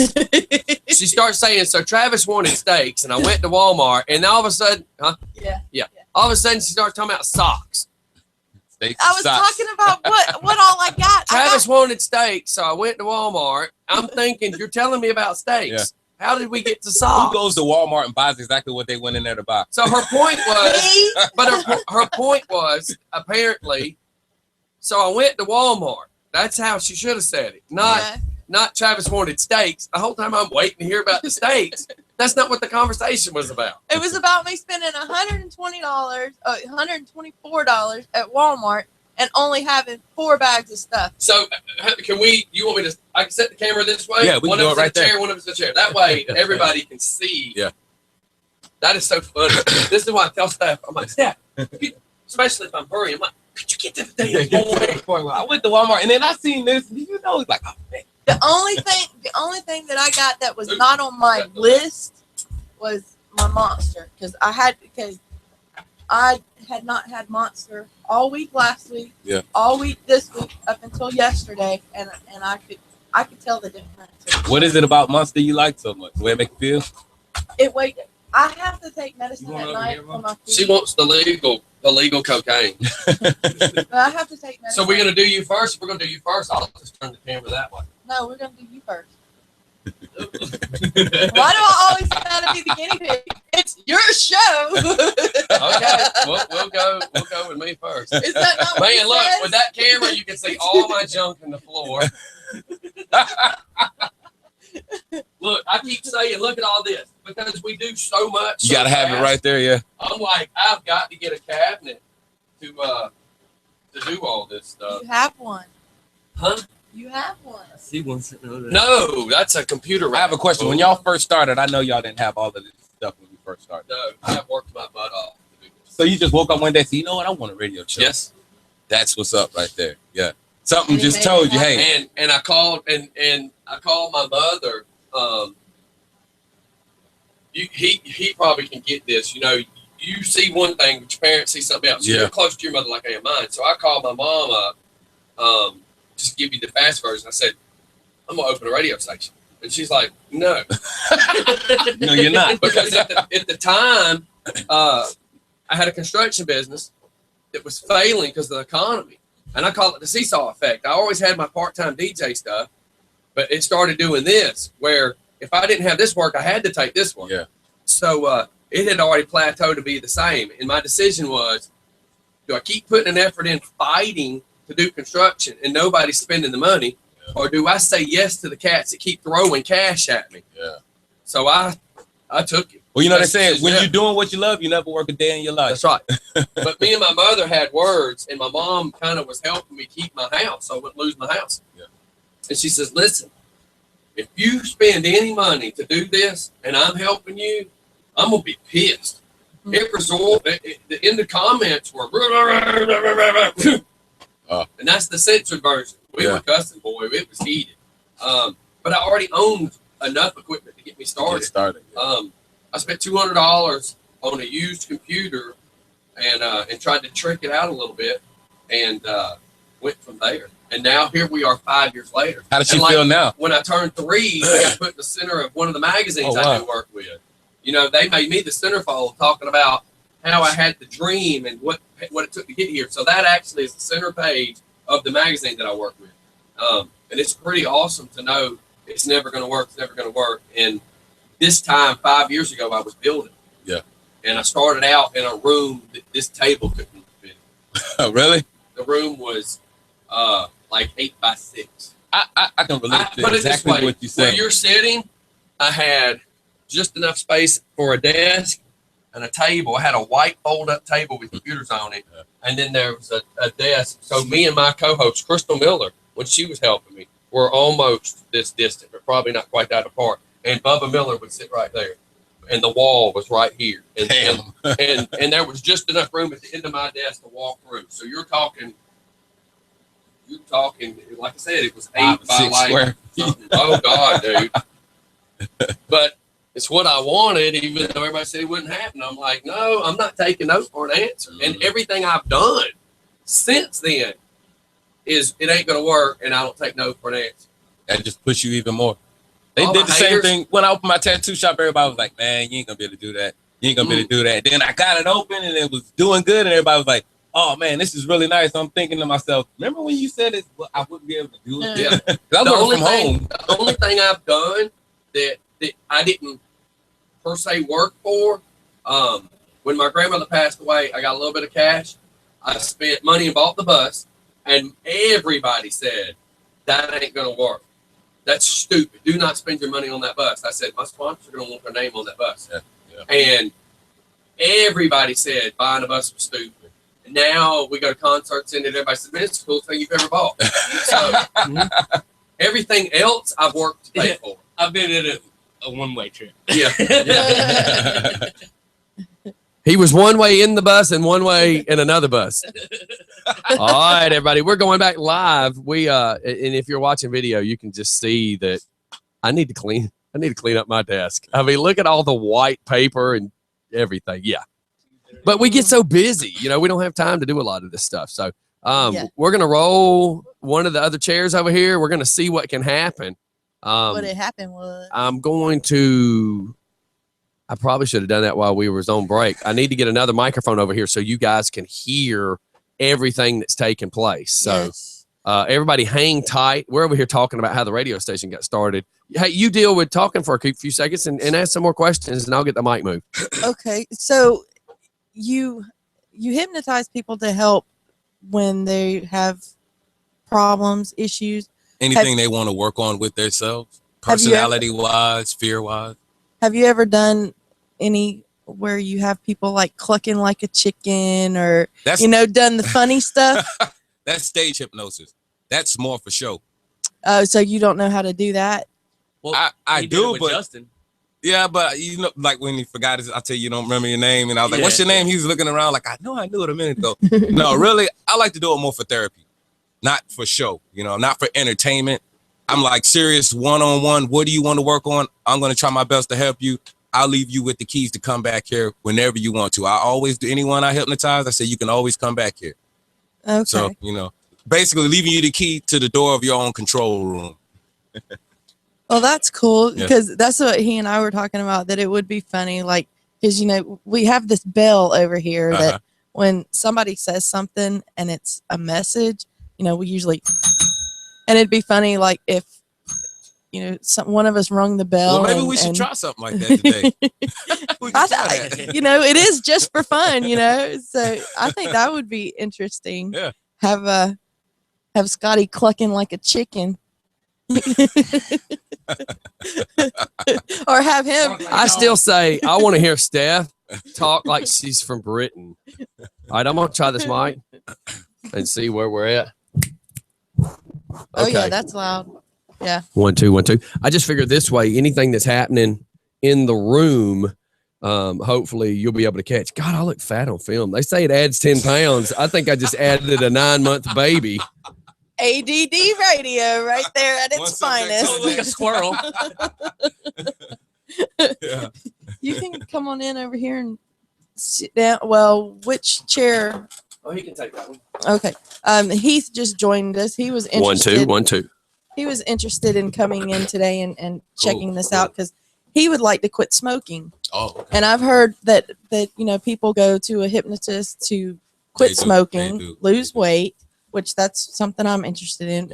I've even seen where people were going to therapy because they were cheating on their spouse. I saw that on a program. I don't know if you've heard of people doing that. Stephanie, that was just called Busted. You saw that on television. Was it just called Cheaters? It was called Cheaters. He shut the show down after he got shot, I think. He's like, not enough of this, man. Steph's like, just because I saw it on TV don't make it real, right? It's a mental process that make people do things like that. It's like something that anything could trigger them to want to, like a cigarette. Certain times a day you used to smoking. Like I have the same problem. Like I said before, it's harder to hypnotize yourself than it is to do someone else. So that's a problem I need to deal with, But as far as just like smoking cigarettes, like you wake up in the morning, you used to lighting that cigarette up when you get up. Mm-hmm. After you eat breakfast, drink your coffee, you used to having a cigarette. When you get in your car and you turn it on, that's time to get your cigarette out, start smoking before you drive. Mm-hmm. So basically all you're doing is changing those triggers, putting something else in place of that, And it takes more than one session really for the smoking. You would do one session, it would take the urge away. The second session would take it away a little more. And then the third session, which is what will really make it permanent because your brain's already training itself. And then, as everyone knows, after 30 days, anything you do for 30 days becomes a habit. Good morning. You're muted. Hang on a second, because you called right in the middle of him. Go ahead, because we already got you now. Hello. Oh, I muted the button because I was thinking it was going to mute him for a second, and it didn't. Go ahead with what you're saying. He's going to call back though. Well, yes, he will call like back. with the smoking, 3 sessions, usually 3 sessions, you're good. It's if you really want to quit. If you don't want to quit and you're just playing around, well, yeah, I'm gonna go see if it works, but you really still want to smoke, more than likely your mind's gonna overpower that and you're gonna go right back to smoking. Now, if you really want to quit and you're trying to find a way and you do this, it's gonna work. Right. Yeah, like my husband, he smoked for Hold on one second. Any caller that calls in, I'm gonna go ahead and patch you in because the phone will keep ringing. But wait till I say, go ahead, call, or that way we can finish talking what we're talking about. Because I don't want to keep interrupting, but at the same time, I do want callers. So just keep in mind when you call in, I'm gonna answer it, but just hold on just a second before you start talking, because we're behind that 30 seconds reality. Go ahead, Steph. Sorry. But yeah, my husband, he had smoked for many years. Many. I mean, I think he was maybe 16 when he started. Yeah. The day after Christmas 2 years ago, he smoked his last cigarette. Never picked up another one. He was done. Yes, he was done. I'm done. He was done. And I'm not gonna lie. A lot of people may not believe in this, but I prayed about it, and I asked for strength for him and myself to give it up, because we have a daughter that needs us. So we don't need that cigarette. So after you prayed, he stopped? Yes. Yes. So you know what that was, right? Yes. You manifested that with your prayer. You put intention to it. And I needed y'all to stop because I couldn't take care of Ashley. I know. Let's see. I'm way too busy. And do you know what I would do to that poor child's life? I mean, good Lord. It'd be a good thing that she can't verbally speak, because she'd rat me out on all sorts of stuff. Oh, yeah. Yeah, that she Crystal, would. guess what Scotty did today? Because she loves her Uncle Scotty and her Aunt Crystal. I would be in all sorts of trouble. And then we'd be hypnotizing Crystal. Don't beat the DJ. Don't beat the DJ. Put down the gun. So anyways. Well, what I was going to say was, with me for smoking, if I can just get rid of that, a pack of cigarettes one pack will usually last me 2 to 3 days. I smoke less that's than. Not bad then. No, it's just those. It's like you were saying. You have those small moments where the urge just hits you, and that's your time. Good morning. I do most of my smoking. That means he didn't listen. Yep. I do most of my smoking when I get in the car. Yeah. Or if I'm working, or when I'm at home, or if I'm doing something physically active. I can keep myself distracted enough until you're done. Until I'm done, then I want it to relax. And no matter what I try to get rid of that last little bit of urge, I can't get rid of it. So what it is basically is when you're doing something, when you're done, you feel like you're rewarding yourself with the cigarette. Well, when I get done, I'll smoke cigarette. Well, something like that. Something like that. I wouldn't want to go so far as to say call it a reward for myself. Yeah. But I mean, I've read these studies where they say that cigarette smoking, it does, as bad as it is for you, in certain instances, it can help you relieve stress, or it can help calm you down if you're excited or anxious or whatever. Mm-hmm. And well, how does it make you feel when you do smoke that cigarette? Well, number one, physically, it makes me feel fine. It's the mental thing. Mentally, I feel, I guess, for lack of a better word, I feel guilty on myself afterwards. Because, I mean, while you're smoking, how do you feel? I don't know. I hadn't really ever thought about it. Because there's got to be a reason you want that cigarette. Like me, I know my reason. I think the reason is because it's been a 20 plus year habit. So it's more of a habit thing. So okay. I mean, I've been smoking since I started smoking when I was 15, and I just turned 40 at the end of last year. So we're looking at a 25 plus year. And I've quit before in the past, but it's never stuck. I'll quit for a month, I'll quit for 3 months, I'll quit for 6 months. Start back. And then there's some kind of trigger. It used to be when I would quit and I would go to the bar, And then, you know, when I was drinking, I had to smoke. Well, I don't drink anymore. Yeah. You know, I made a conscious decision to not drink. And in 2 years, I've had maybe 5 beers, just, you know, for my own personal reasons. Yeah. So, but that's when I've always wanted to smoke, was that was the biggest thing when I was drinking. That's when I would want the cigarettes the most. That was your trigger. That trigger is what made you want that cigarette. I guess. Yeah. But now it's just, excuse me. I thought I think it's just getting over that last little urge to, you know, cause I've had family members that take the cigarettes and wake up in the morning and say, I just don't want them, and put them in the trash. Mm-hmm. I've tried that and end up on my way to work, stopping and buying a pack of cigarettes, you know, or by lunchtime after I got to work, buy the pack of cigarettes.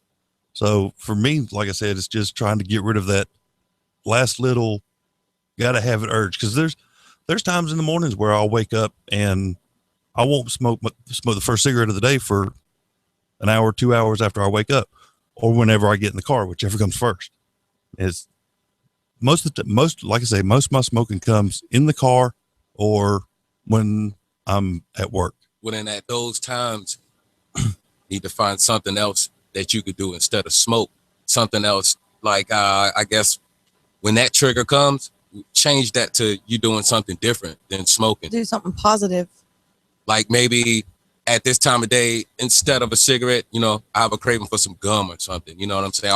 My father, when he quit smoking, he had a piece of hard candy, and now, you know, 20 years later, it's not hard candy anymore. But when he wakes up, when he gets up from the dinner table, he'll go straight to his chair, kick his recliner back, and my mother keeps a bowl of assorted candies on his table, and he'll eat 2 or 3 candies, and that's it. Well, so changing that trigger is what would change it, because I mean, you're not as bad as some people. Like you say, a pack will last you maybe 2-3 days, right? Like, so I know some people 2 packs a day, easy. You know, I smoke maybe a pack a day, and I know even that's not good. It's gotta have to stop. You know, so hey, change that trigger to something else. Instead of you smoking, you might want some candy, you might want a toothpick, you might want some gum. But it can all be done. It can be done, but it will only work if you're ready for it to work. And it is possible. Don't think it's impossible. there's some personal things, and you know, going on in my life, where it's something that and maybe as a smoker, you'll understand this. Maybe some of the listeners who are smokers, maybe they'll understand this. My father, who was a smoker for, you know, close to 40 years, he looked at me and said, "That's the dumbest thing I ever heard." But I've wanted to quit for a long time, but I wasn't ready. Right. You have to be ready. And you know, I've been saying, I know for at least 5 or 6 years, I want to quit. I want to quit. I want to quit. But I also knew in the same breath, as much as I wanted to quit, I also knew that I wasn't ready. So and you know, and I'm ready to quit now. It's just finding something to get me past those, you know, those cravings and those urges, you know, when I get in the car, or, you know, when I sit down at the end of the day, or I'm getting ready to go to bed, you know, because like I say, I smoke. I don't smoke very much at home. It's when I'm away from home where I do most of my smoking. The environment, that's what you used to. Yeah, I never had the urge or want to quit. I've been smoking since I was 9, and get up on that mic more. I that's never been. I mean, I've had people ask me to quit and everything. I just can't. Well, it won't happen until you're ready. So I mean, he's ready. For him to come on and say, "Hey, I want to quit," that's like the biggest step you could have took towards quitting, just by coming on and saying, "Hey, I'm ready to stop." It's already instilled in your head. Already instilled. Yeah. So basically, all you need now is the keys to your control room to go and hit that button and make it go away, and change that trigger to something else. If it's something that we can do here, or something that can get accomplished, you know, by the end of the day, you know, shoot. And while you're talking, it's already being done, whether you know it or not. We just haven't gone through the motions yet. Okay. Oh yeah. Well, are you ready to? Hold on 1 second. I actually answered my personal number. because we have a young lady from San Diego area that was calling in, and actually she just tried to call back this phone number, so I'm just dialing her back. Yes. And I was just gonna say I have from Jacob Heath. He said Altoids helped him. Yes, he carries those around like it's nothing. Your call has been forwarded. Nikki cares. Is not available. And she literally, I must have sent her the wrong. Yes, I did. I sent her the wrong number. Trying to type real fast, you send the wrong stuff. Yes, especially when you're dyslexic. Well, I was just not trying knocking on you. Hey, I'm not knocking on really, you. Really, redneck. I'm not knocking on you. I'm I'm saying. dyslexic, and you see things blurry. Only sometimes. Your call has been forwarded. When your glasses are off. Yeah. She has one of two problems. Either there's glasses are not on or the beer goggles are. Well, when my glasses aren't on, that's how everything looks. Now that my eyes don't focus like they used to. Chick, you never focus. Hey, this is DJ Scotty. I sent you the wrong number by accident. I'm sorry. No, it's okay. So what you got? Okay. I was just calling in. I'm Apostle Keys, and I was calling in to speak about why I smoked. Okay, let's hear it. And why I stopped. But I'm going to turn down my laptop because that's how I listen to you guys. Oh, yeah, please do, because it'll start echoing. Okay, I'm going to mute it real quick and run across the house and turn it down. Okay. Okay, thank you. But here's what's cool, y'all. This just shows what we said about how our reach goes all over the world. Yes. Because this is San Diego right now. And we have listeners in Qatar. You're right. Am I saying that right? You got a few listeners with a guitar. I didn't say hear. Go ahead, ma'am. I apologize. No, it's okay. Smoked. I heard everything. My reason for smoking, it was a crutch, and it was something to do. I used to use it as an excuse to say, I need to get away from the kids. I needed a 5-minute break. And then when the kids got older, it was just something that I did. And then when I finally processed it all in life and happiness, I just said, I don't feel like it anymore. And I tossed them. So you just had enough willpower to do it. Yeah. Yes, and that's I'm listening to the guest speaker. Thank you, sir, and thank you all for everything. You're welcome. Listening, I wanted to speak that I was afraid, and it was something for me to do, but I really wasn't doing anything, and so it clicked in my head. And then when I realized that I wasn't doing anything and that wasn't doing anything for me, I just tossed them and walked off.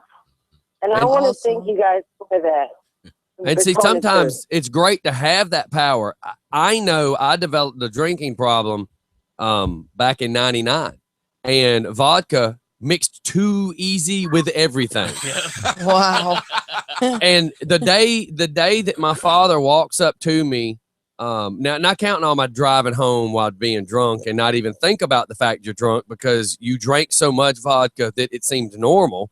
But the day that you drank yourself sober. Right. So the day that I walked out I was in Golden Corral with the whole family at a table like this.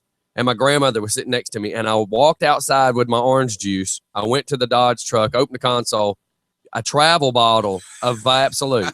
Because as long as you kept the travel bottles, you throw them out the window, you never get open container. That's when you know you have a drinking problem. When you have a rule that explains how you're not going to get arrested. A system. Right, you got a system.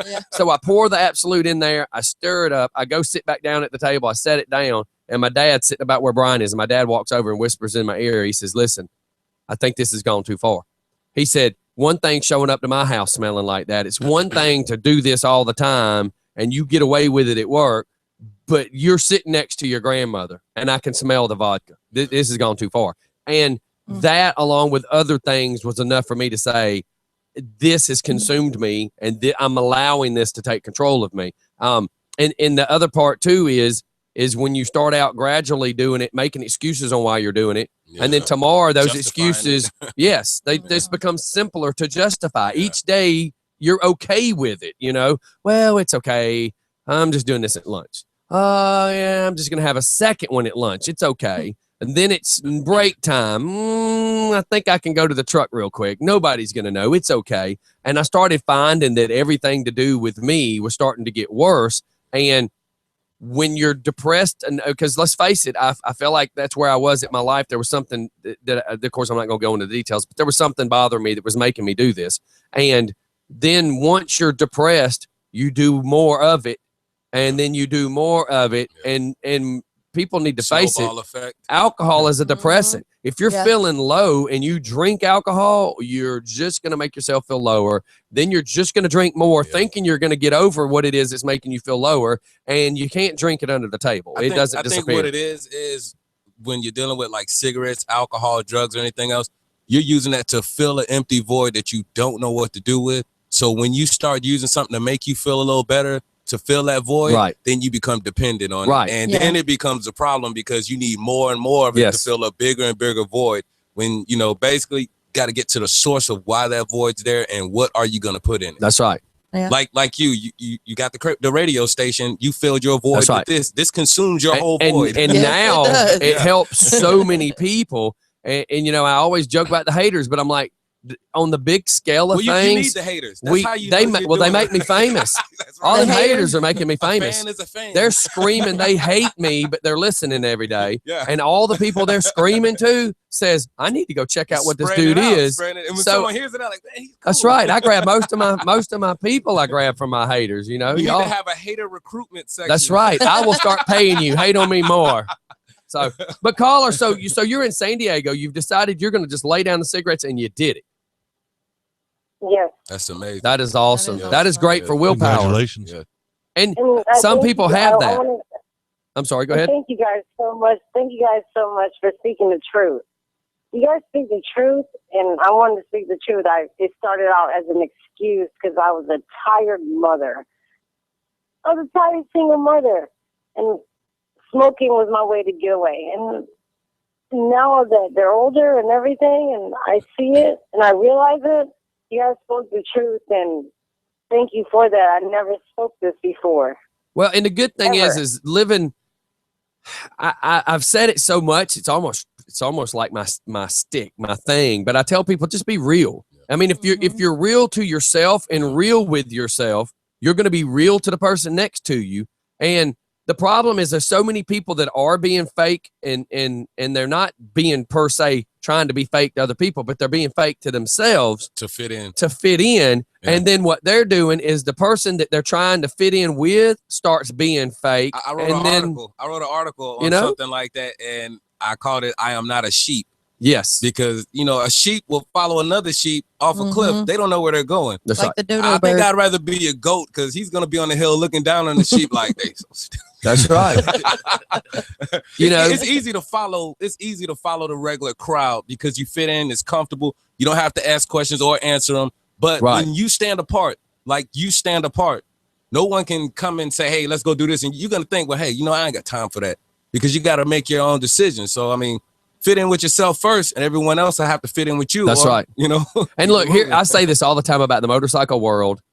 And because I see it different and I make everybody else see it different, then they go, I never thought about that. Yeah. Okay, so here's how it works. So you want to be a rebel. You want to be an outcast. You want to stand all alone and do what you want to do. So you buy a bike.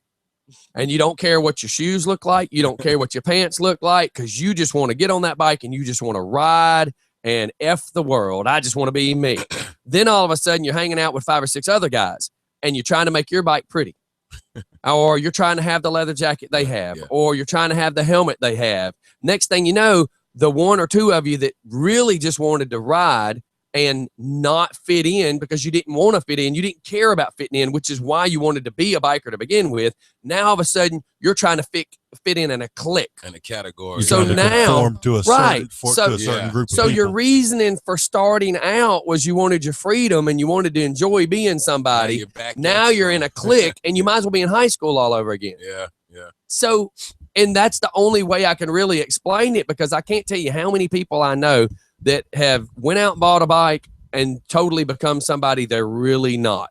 And I just shake my head. Caught up in It's actually caused me and the bike world a little bit of problem, because I'm telling the truth. I'm just speaking the truth, and people are like, "Nah, that's not how it is." It is how it is. Well, I mean, it's nothing wrong. It's nothing wrong with networking and joining with people who have the like mind of what you want to do. I mean, that's exciting if you meet someone who's into the same thing you're into. But when you take it to another level and be like, we're going to be like this, and everyone has to conform to that, the fun's gone. There's no fun to it, you know. Yeah. I heard when that show, the Ozzy Osbourne show was still on. The Osbournes. The Living with the Osbournes, or Ozzy Knows Best, or whatever it was. The Osbournes. I heard Ozzy tell Kelly, his daughter, on one show, one of those episodes where he was actually coherent enough where you didn't have to read understand him. You didn't have to read the subtitles. But he told Kelly she was I think she was still like 15 or 16 years, not quite 18, but she was pitching a fit, stomping her feet, wanted a tattoo. She was going to get a tattoo. When she turned 18, she was going to get a tattoo. And Ozzy said, well, if you want to be different, don't get a tattoo. Right. He said, look at how old I am. He said, all these tattoos I've got. He said, I got them thinking I was going to stand out. Well, now everybody on the planet has a tattoo. He said, you want to be different? Do something different? Don't get one. Don't get a tattoo. That's it. Get a brand. All right, Colin. Well, look, we're fixing to shoot off because we're going to see if one of us can get hypnotized. I appreciate you calling in, and thanks for listening. Thank you very much for listening. You still there? Did we lose her? She might have hung up. Well, she's probably back to listening, so I do appreciate you calling in. Thanks for calling in. That's awesome. And what's awesome is that you see it. Yes, and you see that you needed to. You fixing to see me shock you.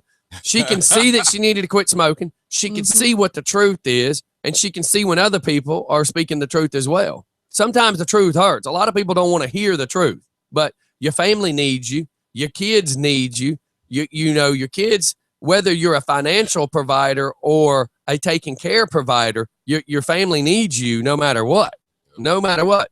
And I mean, for instance, Brian, his son needs a place to sleep while Brian's cutting the grass. You know, you gotta, nobody can just give up. You gotta have the willpower to want to survive. And that Mustang needs a job. And I'm waiting for him because I need to drive that car. I don't mean to get off the subject. Have you ever ridden with him before? No, I've ridden behind him.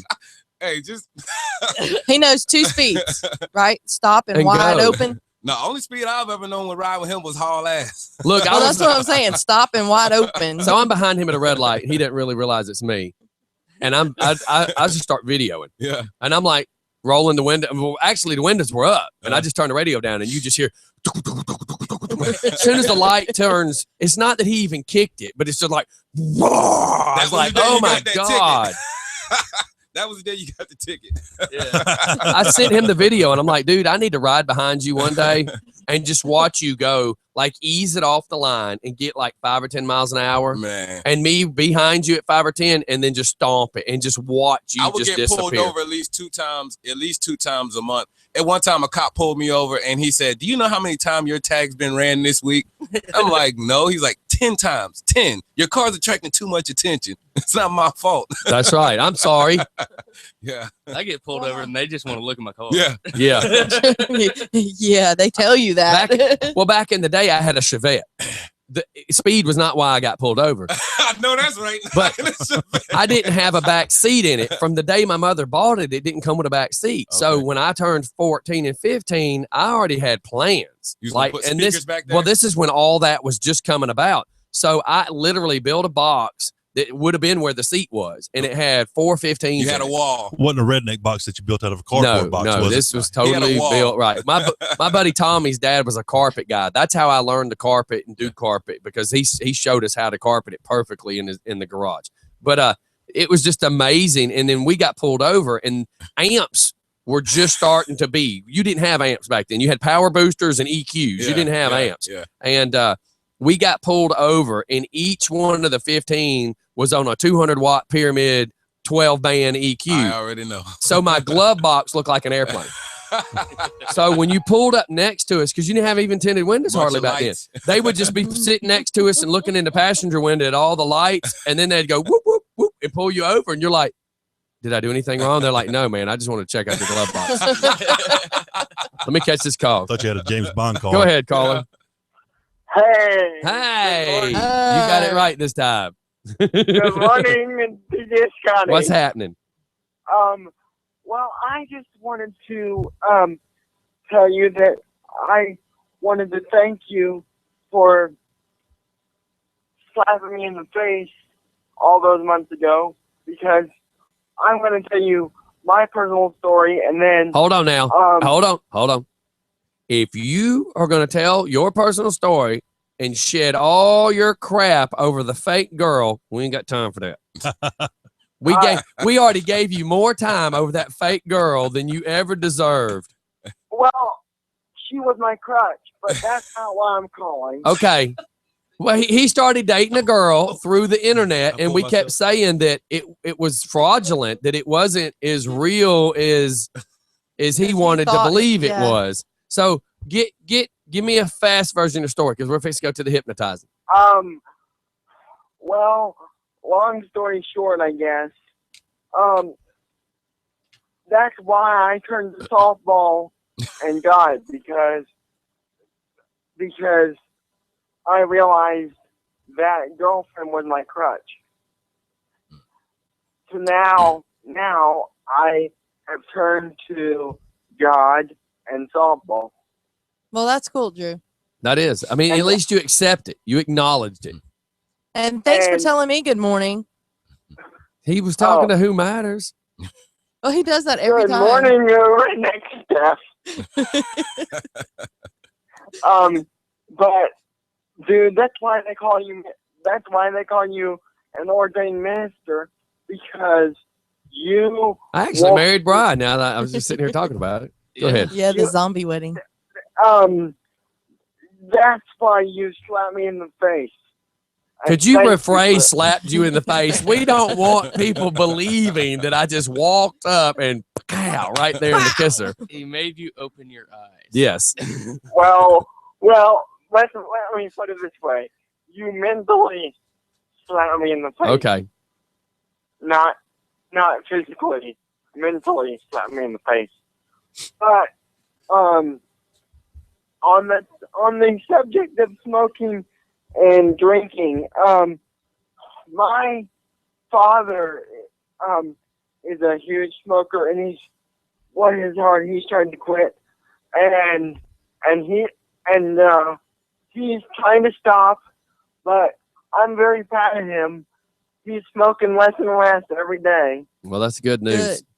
And I found myself in a little bit of alcohol depression because the softball season is over, and the season will never happen again because we're merging with Georgia State and the staff is full. So I'm not gonna lie, it actually happened this week. I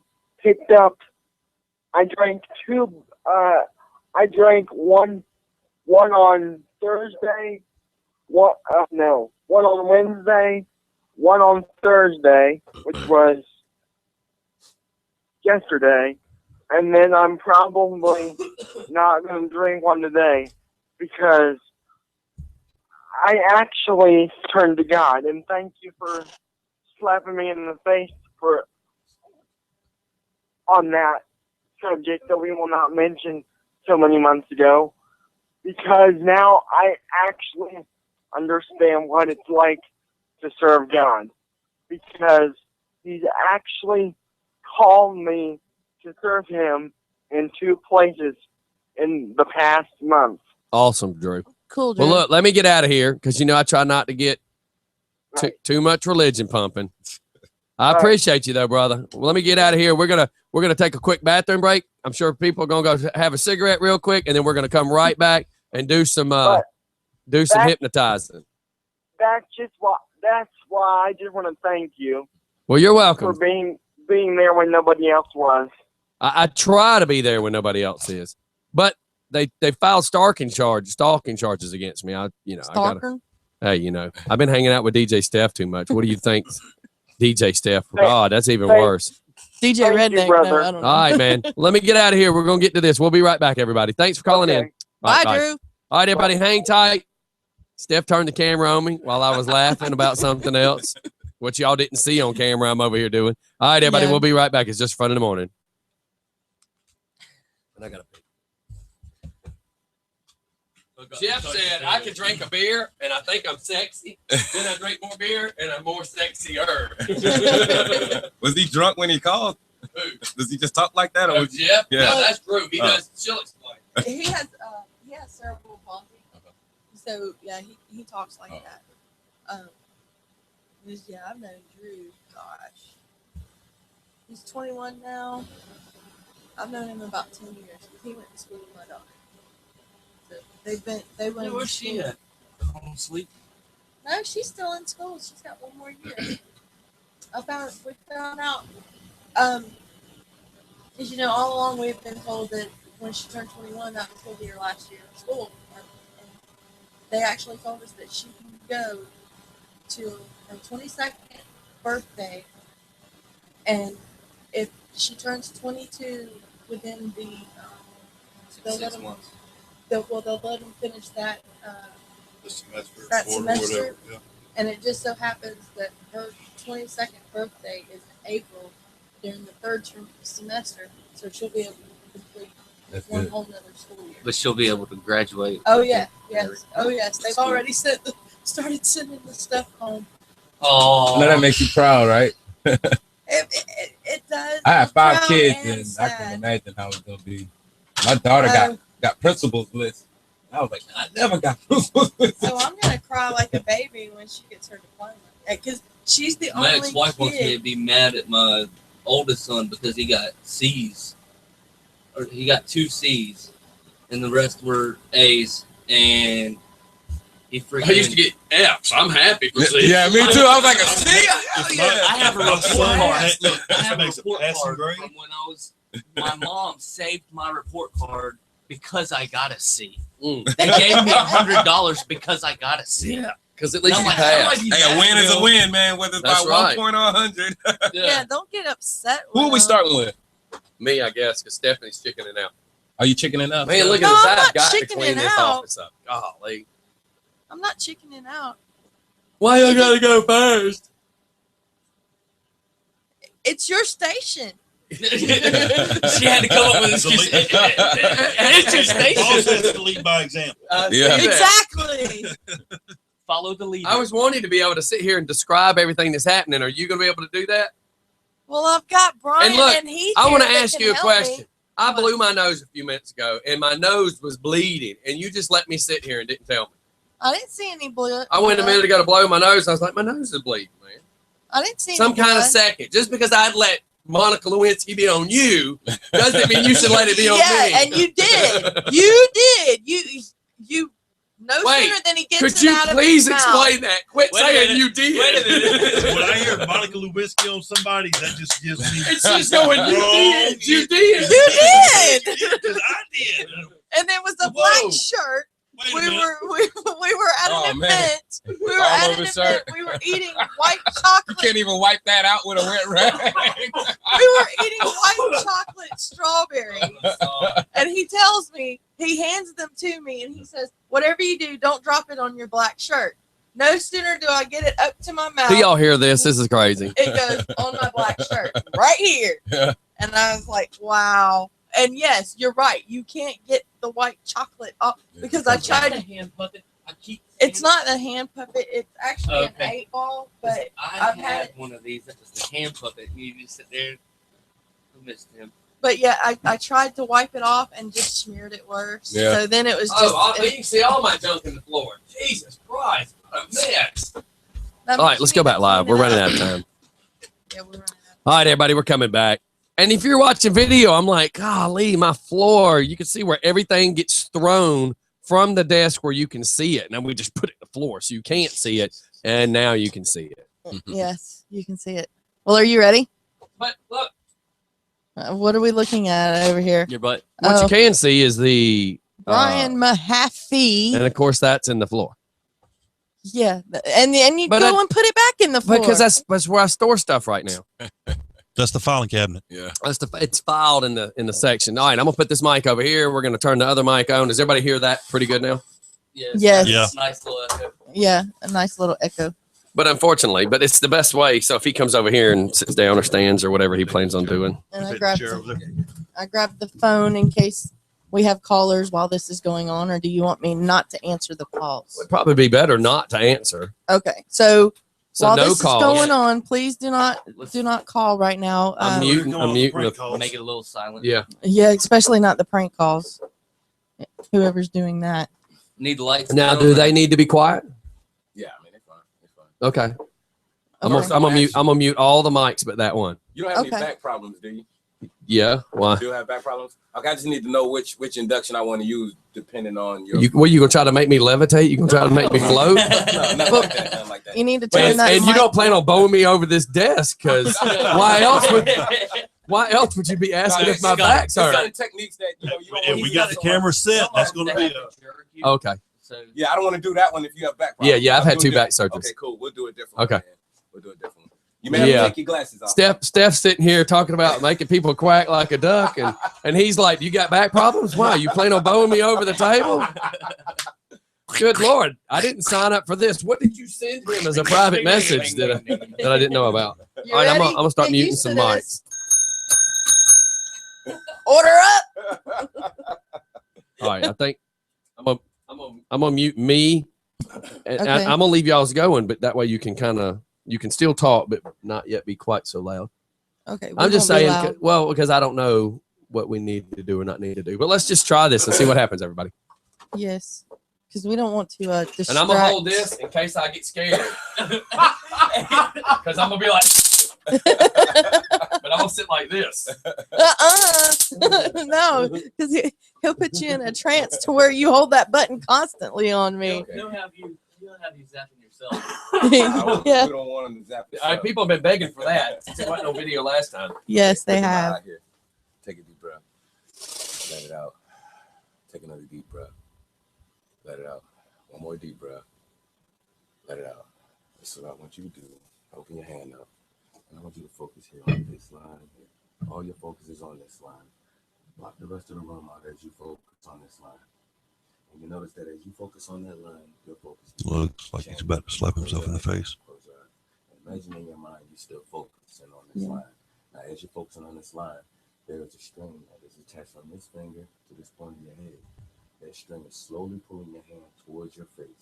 Once your hand touches your face, you'll feel relaxation go from the top of your head all the way down to the bottom of your feet. And that's fine. And I'm here to catch you in case you want to fall forward and let that relaxation flow through you.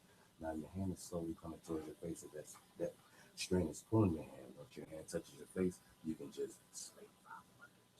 More relaxed. As I drop your hand, 10 times more relaxed.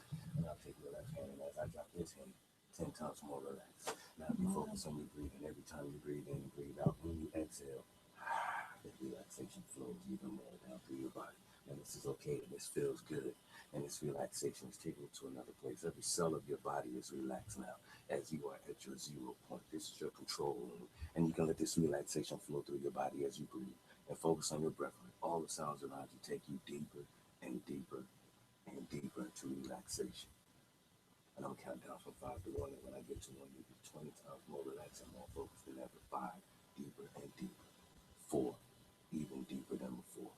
3, calm and relax. 2, deeper and deeper in relaxation. 1, and 0. And we'll focus on more relaxed now. Now this place where you're at, this is your control room. You can come in whenever you want. All you have to do is count back from 5 to 0. Close your eyes and you'll be back in this relaxed state. More relaxed than ever. And as you focus on my voice, nod your head, you can still hear me. Good. Now we're going to go a little bit deeper in relaxation. I'm going to take your left hand.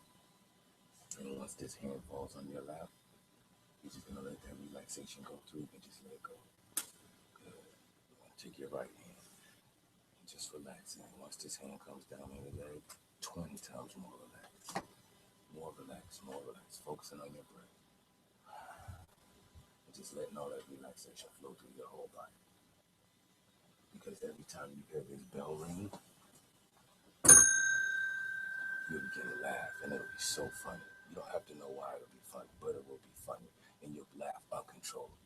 You'll stop laughing when you hear me snap my finger like this, and that's okay, and that's fine, and if that's okay with you, nod your head.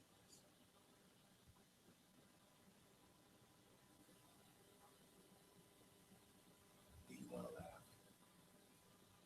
That's fine. More and more relaxed, more and more relaxed. Just let that relaxation flow through your whole body. Because when you hear this bell, you want to laugh. It'll be funny. It'll be so funny. It'll make you feel good, and that's fine. And it's okay that you laugh. And when you hear me snap my fingers, it won't be funny anymore. And that's fine. That's okay. And if you don't want to laugh, that's okay too. What's important is that you're in this relaxed state that you're in now, that you can always come back to whenever you want. Counting back from 5 to 1 to 0, you can come back to this place. And this is your control room. Now, I'm going to count to 3 and snap my fingers. And when I snap my fingers, you're going to open your eyes, feeling fully relaxed and fully rested. 1, 2, and 3. Good. How'd that feel? Felt pretty good. It's wicked, dude. It's like you never felt that relaxed. You just let go of everything. Well, everything. This is no lie. I'm hearing everything. Yeah, yeah. There's no doubt about that. And when I feel you moving me, but there was no holding it back either. There was no stopping it. And then when you're telling me to laugh or something, I'm like, this everything with me wasn't moving. Yeah. Nothing was moving. And I'm just like, say yeah, no, yeah or nay. So it's like, okay, he's in a great area with this one. I felt like I just took a friggin' power nap. You look like it. I mean, yeah, you look like it. You look like it. You got the droopy eyes. Dude, and I'll tell you, I felt like I had just fallen asleep watching CSI and just woke up and said, "Damn, I didn't." Did everything slow down? Like everything slowed down. And I'm aware of it, but you're literally when you lift my hand up, and drop my hand, I'm just like. It just you could have taken and done whatever, and I would have just been with you. But then you say something about laughing or whatever, and it's just like there was no moving. I was just there. Yeah, I was like, nod your head. Yes, you're just like, I was like, okay, you don't want to laugh. But I was there. I mean, dude, that was. What's important is you're in another place. You are. Yeah, you're in another and now place. You know you honest to God look like you were sound asleep, sitting straight up. Yeah. I was seeing waves of light. Yeah. Just waves of light, like. And as stupid as this is, I don't know because of where I went. Yeah, I could just hear it sound like the ocean. Yeah, I was just you at your 0 point. That's your place. Everybody has a different place. Yeah. I was at a lake and I had a chest, like a treasure chest in it. Right. But everybody's place is different. And I didn't see anything. I just kept seeing waves of light. Right. And but I mean, dude, was it like white light or red light? Well, it was like yellow. If you envision like seeing a sci-fi movie or something, and you see the waves of the sunburst or something, it was just something like that. I was just seeing waves of light, but I was like, if I got any more relaxed, I wasn't getting up. But your body feels so. But I hear it all. Your body feels so rested right now. And I heard everything. So when he's like, "You're gonna laugh," and I'm like, in my brain, it's kind of like, but there was no moving though. You do something you don't want to do, even under hypnosis. If he didn't want to laugh, he's not gonna laugh. And when you first said pull your hand back, I'm thinking. I don't feel any movement of my hand. Your hand was like this, real. I was like, he's going kind of fast. I got to speed this up. Right. People that go like this and it'll go really slow, and I have time to talk. I was like, your hand's gonna slowly move. He goes. So you didn't touch my hand. I didn't touch your hand. And in my mind, I was sitting here. Once it touched your face, I held you like this. See, and in my mind, I'm sitting here going, so I'm gonna move my hand, right? So yeah, I'm gonna move my hand, and it's not moving, and I'm thinking. And then I felt it touch my face. I was like, holy cow. But at the same time it touched my face was the same time that the waves of light started and everything was relaxed. I wonder if that was like your aura or something. I don't know, man. That was the coolest thing ever. I'm telling you, I feel like I just got 8 hours of sleep. Wow. Yeah, you look well rested. I feel like I just, I don't, if you yelled fire right now, I don't think I'd be in a hurry to get out of here. I'm like, yeah, I needed that. That was perfect. Here, you come sit over here and let's see what happens. It's nothing bad. I mean, truthfully, you hear everything, you know? You can't do. Do I need to take my glasses off? Yeah. Okay. He can't make you do anything you don't want to do. So don't try to kiss him. He's not my cousin. That was That's cool. a joke. A lot better. Well, because you don't. I gotta let this chair down. Is this mic still on? Yes. Okay, so you're sitting here telling yourself, because you don't want to be a skeptic per se, but you're telling yourself, I hear every word. And then it's so, and as he's like, and you stare at this part of your hand, and I'm like, what's so funny is I got a pulled tendon or something right there. So I was like, I see it. And then within a second, he's like, and close your eyes. So I'm still envisioning staring at it. And then when he starts talking about the string with the finger, I'm thinking, yeah, that's not working. I mean, literally, I'm thinking that's not working. I don't feel that pulling that. Yeah. And then within a second or two, I'm still thinking my hand's not moved until I felt it touch my face. And then I was like, holy cow. But within a second of feeling it touch my face is when the lights kind of started going past my eyes. And I was kind of just drifting away. And literally, it was almost like an ocean sound. And I'm just like, holy, but you hear him clear as the day say, and with each breath, and I'm like, oh man, this is awesome, you know? Like, I needed this. Holy cow, dude. I mean, I always thought, no, there's no way, but that's awesome. And now I'm awake, and I really do. Like when he first woke me up, I literally felt like I just woke up from that. You know, you have that good sleep when you make yourself go to sleep, and then you have the ones where you accidentally go to sleep. They're the best ones. So those are the best ones, right? So I woke up like at 3 o'clock in the afternoon. I just took a nap. I mean, that was bad. That was cool. That was cool. That was cool. All right, go ahead, Steph. I'm gonna shut up. I actually really wanted to work with you on something. Okay. And I think it will help. I think it will help. Okay. You told me about diabetes. Yes. Okay. So maybe we can go at this from a different level than medicine. It couldn't hurt. No. It couldn't hurt. But is it okay if I hypnotize you? Yes. Good. See your hand. Okay. Same thing like me and him just did. Just follow everything I say. Relax yourself, okay? I want you to stand here. At that point right there. Hold your focus there. Don't take your focus off of the area of your hand while you're staring. You notice now your focus changes. Close your eyes. There's a magnet on this finger which is connected here. And that magnet is slowly pulling your hand towards your face. The closer it comes, the more relaxed you feel. And once it touches you, you can just relax and let that relaxation flow through your whole body. And it's okay. I'm here to catch you if you want to fall forward. Just let that relaxation soak in. More and more relaxed with every breath you take. This hand, this right hand falls to your left 20 times more relaxed from the top of your head down to the bottom of your feet. Relax even more. Take this left hand, and when this hand touches your lap, 20 times more relaxed, and you can go to your 20 point down. If you can still hear my voice now, just say this. Okay, I'm going to count down from 5 to 1. And when I get to 1, that relaxation will flow through every cell of your body. And that's okay. And you're happy with that. 5, deeper and deeper into relaxation. 4, more and more relaxed. 3, with every breath you take, more and more relaxed. 2, deeper and deeper. And 1, completely relaxed. Completely focused. And it's okay now. Because every cell of your body right now is working on any illnesses you have. Every cell of your body is programmed right now to heal your complete body and heal your complete mind. And that's okay. And right now where you're at, this is your control room. And you can control anything from here. And that's fine. And you're happy now because you know you're being healed. You're happy now because you know you don't need the medicine. Because you've been in control the whole time. And you can let that every cell in your body now start working on any problems you think you may have. Because now you know you have no problems. And it's okay to let this flow through your body as you breathe and exhale and relax more and more. Because now you're in control and you can come back to this place whenever you want. Simply by counting back from 5 to 0. 5, 4, 3, 2, 1, and 0. And you will be here.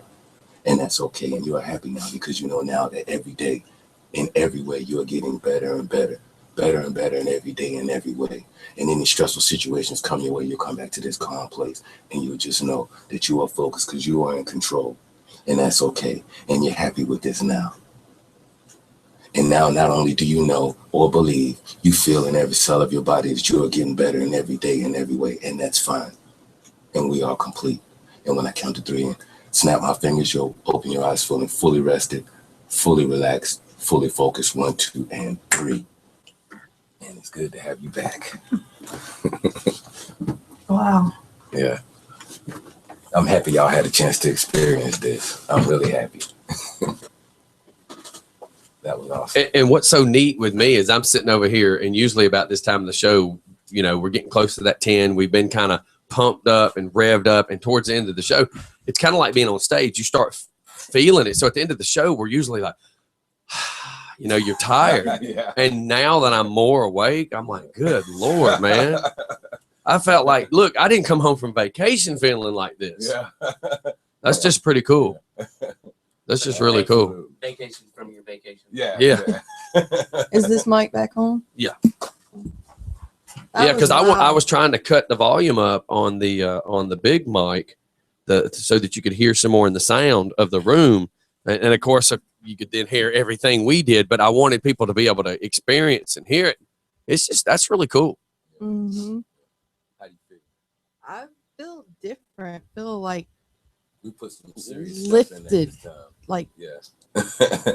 we put some like a some weight. serious stuff in there, taking off for you. yeah. I mean, I truly feel really relaxed. You know, it's And different. not It's wound different up. when you're on autopilot than when you're actually in the control seat. You're Right. in the cockpit and you're making things happen.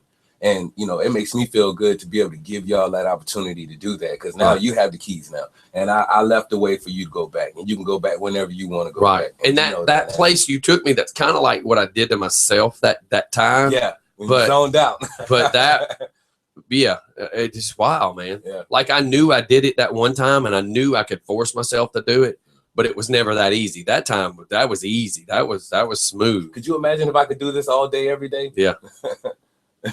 That would be nice. That was really cool. That was really neat. You want him to see if he can help you quit smoking? I can give it a shot. Let's do it. Let's Ain't try nothing it. but to try. Hey, Steph, can I unplug this for a few minutes? Yeah. Okay. Because I kicked it and I didn't want to make a lot of noise on you. I'm gonna readjust that microphone real quick too. Man, that's just cool.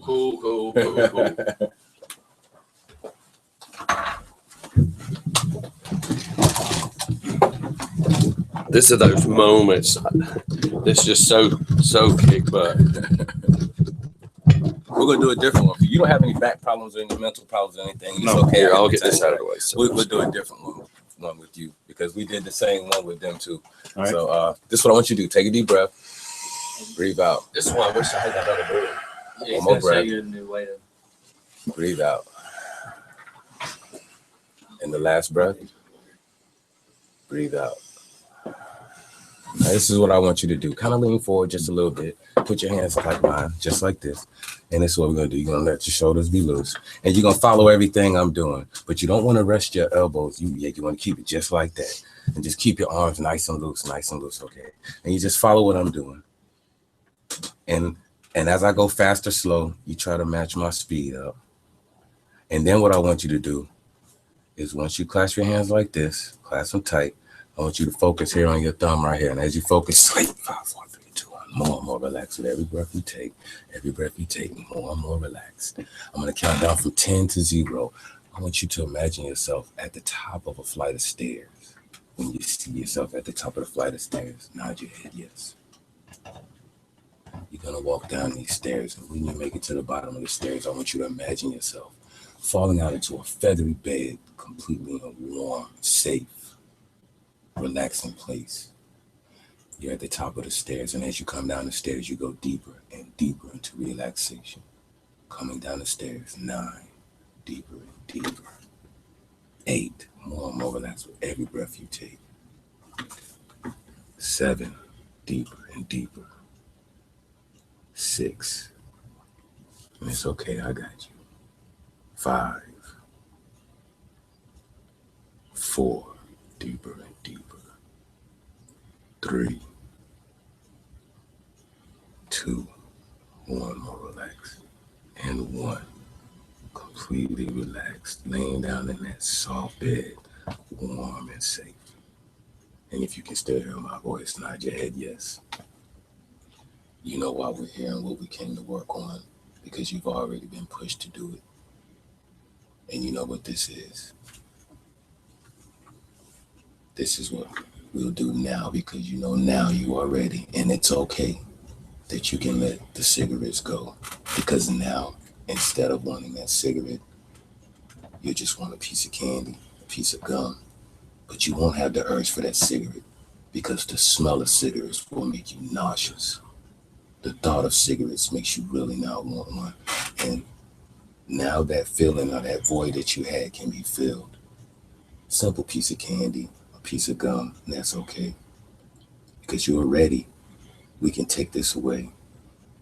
And you don't need it anymore. And you realize now you don't need it anymore, and that's fine. From this day forth, you don't smoke. You never smoked. It's completely erased from your memory. That's not something you do. Any urges you feel, you know they're not yours because you are in control. And that's fine. And if you're okay with that, nod your head yes. Good. When I count to 3 and snap my fingers, you're going to open your eyes. You're going to feel fully relaxed, fully rested, fully focused. 1, 2, and 3. Welcome back. Wow. You can see it on your face. Yeah. That was loud. Really? I told you. That's why I told you to put headphones on. Yeah. Wow. And it's not that you don't hear them, and it's not that you it's not like he's forcing you to lean forward. That's what was so cool about the experience. Like because you're not fighting it, you're just going with it, and that's what makes it even more relaxing because it's just happening. Well, I know. Here, get on that bike a little bit, just so you can get a little clearer. I know that I was leaned forward, but it is as much forward as I was leaned, I felt like there was maybe like there was a harness or something holding you up. And I don't know. I've bungee jumped before, and I've stood on the edge of that platform, and the guy, the safety guy at the top of the tower, he's holding the back of your harness, and you're completely relaxed. You're just all except for your legs standing there, and you're waiting for him to let you go, and that's kind of the way I felt. So it's like you're over, but you don't feel the pressure of being over. Did you notice how he was breathing? Yeah. Fully oxygenated his body, fully relaxed. I mean, really, that's how we're supposed to breathe, but we don't. But you know, you was in a safe place, man. I could tell. And I mean, I felt fine when I came in, but now I feel good. It's different, yeah. I mean, I feel good. People don't realize just being hypnotized balances your blood pressure. If you had high blood pressure, it's going to balance it. Right. It's going to balance because you're in such a relaxed state, you know. And that your point mental's clear. That point that you're at is why people tell what, you know, you have so many people turning to yoga and so many people telling you to go out and meditate that because you can kind of put yourself in that same spot by meditation. Well, the way the mind works, your conscious is like the doorman at the club. Okay. Your subconscious, that's the party you're trying to get to. Okay. You got to get past the conscious to get to the party. Hypnosis just bypasses. Meditation helps you get past the doorway. Past the doorman. Yoga, different things like that, but it's a slow process. But with hypnosis, you're completely going past and you're in the party. You know, no doubt. So yeah, it's a lot easier that way. You don't have to do as much work. I'm not saying that it's not good to do the work to get to that state of mind, but some people just don't have the patience and time to do all of that stuff. But they need to get. But you woke up with the look of what y'all described to me as having. But the same way you. And I don't know if y'all's experience was like mine, but when he took my wrists and pulled me asleep or whatever, in that split second that he pulled me, I mean, it was like I felt all the tension in my shoulders, my back, and my. I didn't want to do that one like with you. jelly. I mean, it was gone. Yeah. But the thing is, and here's the thing I want people to know: this ain't none of this staged. I felt when he's telling me stare at my hand. It was so funny because I have a spot where I pulled something in my finger one time. So he pointed at that spot and he said, stare at that. As odd as it is, what made him point to that spot and say, stare at it. But it was so funny because as I was staring at it, I was like, man, that thing's a little swelled up. And then you're gone. There's not even there, and you don't have really any kind of, you hear his voice, you hear what he's saying to you, and you know what's coming, but you have no clue what's coming. That's right. Yeah. And you're not really in control. I guess if I wanted to fight it, I could have been in control, but I wasn't willing to fight it. So it was just kind of cool. Well, see, that's where you're supposed to be when you go to sleep and you're actually Let me in get good right there. sleep, You want me to you're get it real supposed quick? to be there. I don't. You're supposed to be in that exact same spot when you get. Go ahead and hit answer. Go ahead and hit answer. Sorry. I got it. Just for fun radio. Yeah. Go ahead, caller. Oh, hold on. We got everything. Hello. Hello. Okay, what's happening? You hear me? Yeah. We just had all the mics changed. What's going on?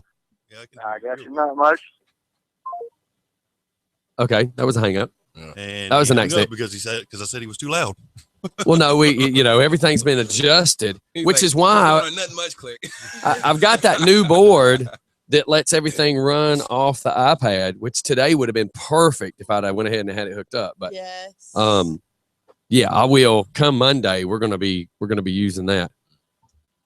Oh man, that was at the ride.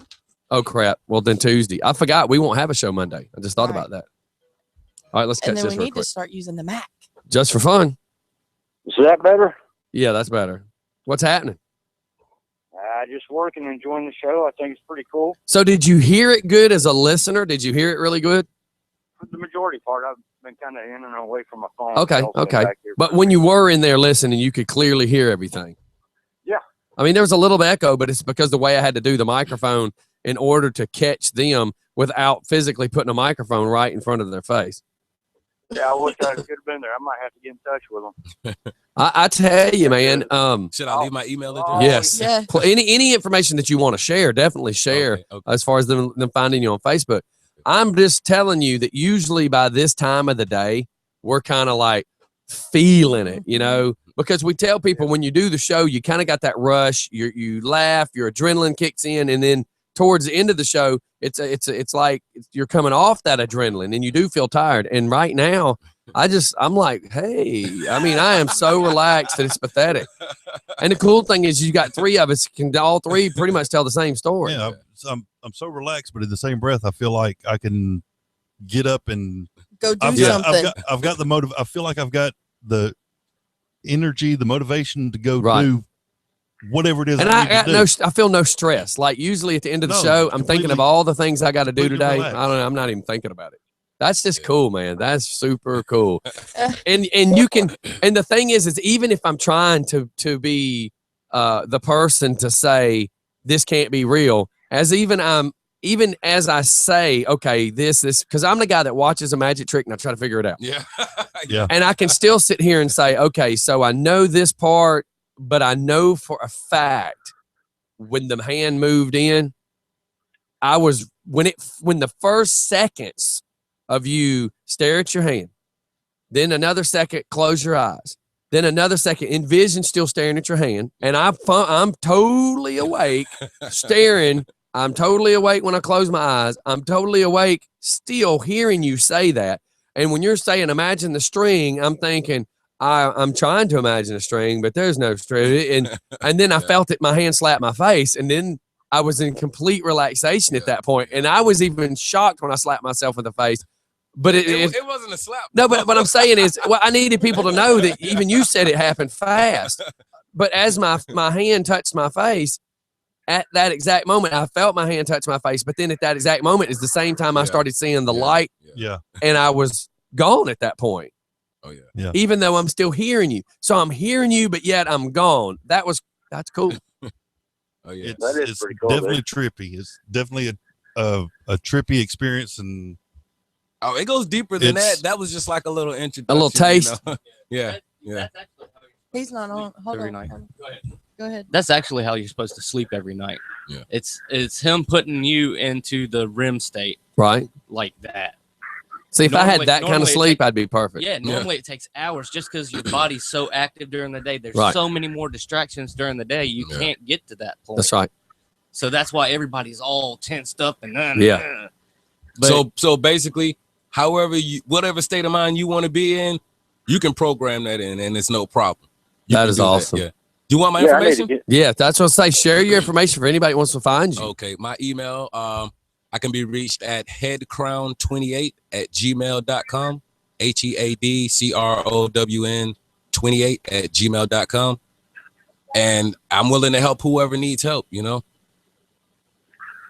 Facebook. Yeah. Oh, Facebook, Creative Ink Work. Creative with a K, Kreativ, Ink Work. I can be reached there also.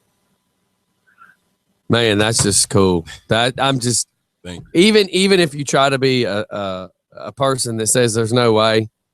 Because look, when I woke up, I'm like, I feel like I just woke up from that. And then I now saw his face when he woke up. And I videoed it. Not only is it on the YouTube, I videoed it because I wanted you to see yourself. I wish Steph would have videoed me. But I don't mean that. Don't.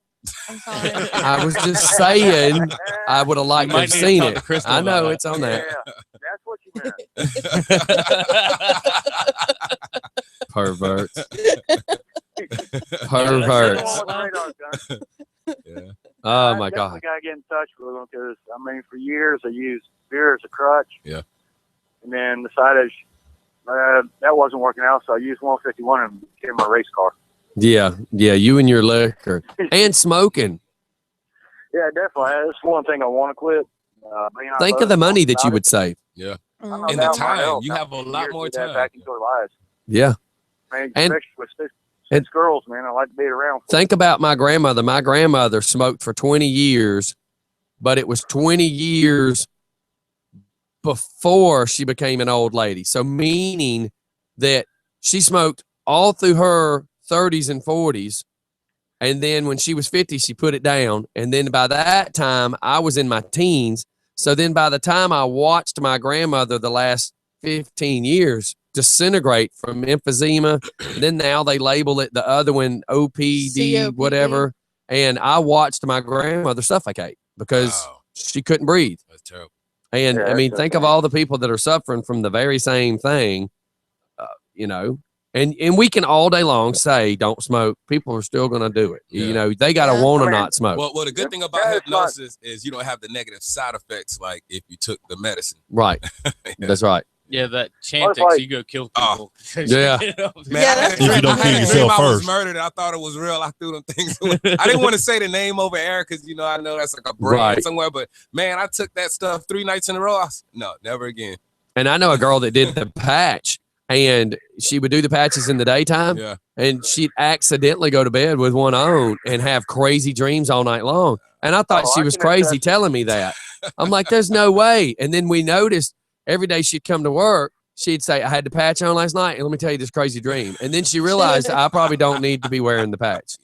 See, I tried the patch, but I couldn't get it to adhere to my skin. It made me feel like I had a Charlie horse, like somebody punched me in my shoulder. Wow. What was you saying, Jeff? I've done that several times. When I was doing the patch, when my mom passed away, I decided I was going to quit. And quit for about 9 months afterwards. And started out doing the patches. And there were several nights that I'd fall asleep with a patch on. I'm telling you, it does give you some pretty wicked dreams. Well, that's exactly what it is, a patch. You're trying to patch a problem when you can go to the source and fix it there. Right. Now, how about this? Because I'm going to pick on Jacob for a second. Quit smoking cigarettes does not save money. Pure myth. It's just more money for other bills and gas. LOL. Hard parts. You're right. Spend it on something else. But Seriously. the difference is you're wasting money on cigarettes. You have to pay bills. You have to pay gas. And if you think about $3 or $4 or $5 a day, times how many days a week, times how many in a month, so it's just. He said I quit the patch. It's like you just said. Everybody has their nuances, and a lot of it's just routine. A lot of it's just routines you got to break. Yeah, and the longer you're stuck in a habit, the more work it takes to break that routine. That's right. I hope someone gets in touch with me, though. Yeah, me too. Someone gets in touch with me because I'd be willing to help. That's so difficult for Bree and I if we want to quit. Keep talking about breaking habits. Yeah. Our habits Sunday morning, just for fun radio. Oh God, don't go there. We're not. We're gonna have that better programmed in your brain, so it's not just Sundays. Yeah. No, man, that's Sunday. We get up in the morning, throw on a pot of coffee, cut on your station, and we sit there on the back porch listening to your station all day. And then request songs. And it's easy for us to smoke a pack and a half, 2 packs while we're sitting there. Well, there you go. Why don't we drink a little more coffee and less cigarettes? Yeah, we try. All right. Well, let me get out of here. We're gonna get on to another. Thanks for calling in. I got you. All right. Have a great weekend, guys. All right. Bye. All right, bye-bye. And then Jacob, I hear you because he knows I'm laughing about him. So, and Drew says he wants to be hypnotized. Now, that on a later date, that might be something to do. So, Let me answer this text message. His voice is relaxing. I found myself fading while listening. Yeah, it was very cool. You know that happens. It happens too. If someone's paying too close attention, they'll end up getting hypnotized right along with the person. I see. I've wondered how often that has happened elsewhere. I wasn't going to say anything here, but I've wondered how many times somebody's watching their brother, their friend, their spouse, son, daughter, whoever, getting hypnotized, and they're sitting there going, yeah, moving the hands or rocking back and forth, doing whatever the hypnotist is telling his client directly in front of him, and then that person ends up going under. I've wondered, is that something that happens it more often than not? Because you got to understand you're connecting to a universal energy there, and anyone who's focused on that, they're going to be in that energy as well. So say the same thing I told you may work for someone else who's watching at the same time because they're so focused on it. And it's happened to me at my shop before. I'm hypnotizing someone here almost falls out. Someone has to catch him. Whoa, you know what I'm saying? Right. Because they were so focused on what I was doing and listening. Right. So yeah, it's possible. It's definitely possible. And look, one of our listeners, Denise, said, I quit, then I quit quitting. At least she's and honest. here's Jacob. Yeah, I was noticing myself zoning and it was and was getting hypnotized. And that's the thing, he said I had to look away. Wow. Yeah. That works for him with the strippers too. He just starts getting hypnotized and money starts falling out of his pockets. Money everywhere. Well, it doesn't even have to be a stripper, just, female. Yeah. So. All right, y'all. Well, look, we're at 10:02. We're going to wrap this puppy up. Anything else? One more time, plug how people can find you. Okay. My email, headcrown28@gmail.com. Or you can reach me at Creative Inkwork on Facebook. That's KREATIV, no E on the end. INK work. Creative Inkwork. All right. Cool. Anything else, Steph? I was trying to add something for a second in the explanation of the show, because at least that way we talk about what happened so we can share it. Yes. Just everyone remember, Monday there will not be a show. We will be doing a event in Loganville at the Legion, where it will be in honor for all the veterans. If you are not busy and you want to come and check it out, it is a very awesome event. We will be there bright and early. I think we're getting there at 6 a.m. But the ride starts at 9:30. Yes. Yeah, so come on out. We'll be there with music while the ride's going on. Well, DJ Scotty won't be, but I will be there with music while the ride's going on. Why do you say that? Because you'll be in the ride. Oh. Remember? That's right. You're riding your new motorcycle. I'm going to try to. Last year, year, we tried that, and I picked up we a are flat. not jinxing it. We are not jinxing it this year. This just show you how luck works. So we go flying into these curves and come hit the straightaway, turn on 78, and then that's when we noticed we had a flat. Well, got lucky on that one. So, all right. Well, I appreciate everybody coming in, man. This was awesome. Yeah. And then here's another one. I was trying to go along with the quit smoking. I want to quit so bad, and that's from Denise. So that's awesome. Definitely, since he knows how to get here, and like with everyone else, it's an open door policy. So anytime you have some free time on your hands, and just shoot us a message. Hey, it's me. I'm free today. I'm going to stop by and come on. I'd love to. Yeah. All right. Man, this was awesome. I appreciate you coming in. Scotty? Yeah. I need to. I need to get in the car with you and video in it as well as being behind it. If you'll be able to video. That's right. The camera will be like, in the back seat. all we're going to see is his sun visor. I have to mount that thing to the window. And here's Scotty somewhere off the camera going, oh, yeah. Yeah. I'll put my camera holder on the windshield and just let it go. And hey, he's got a radar gun now, so we can clock it. Yeah, I do. I do have a radar gun now. How fast does it go? I don't know yet. Well, you want to go test it? Well, give me a couple of days and let one of the light bulbs. I know it will only go up to 99 because it only has the 2 bulbs. Wow. So there goes that idea. But what we can do with a stock watch is clock how fast you can get from this to this. So, we can at least figure that kind of stuff out. Hey, guys. Sir? Real smart broadcasting on air that you're going to go test out your radar gun, see how high you can. We'll be on private property. We'll be on private property. I gotta see At a safe location. You got sheriff's deputy friends, remember? That's right. And they're listening too. We're going to the drag strip. What are you talking about? Well, I'm just saying maybe that should be specified. Yes. Make sure we clarify. We will be on private property. Yes. I mean, the last thing we want to do is in a different county. The last thing we want to do is see this Mustang going down Underwood Road doing 112. Yeah. Especially. Well, we already know that. That'd be second gear, second, third gear. I mean, especially since there's been so many videos of speeders posted on this road already. I know, right? Wow. Just punk a brother out right here in front of everybody. I wasn't talking about you. Was it you that made the videos? No. I'm just saying.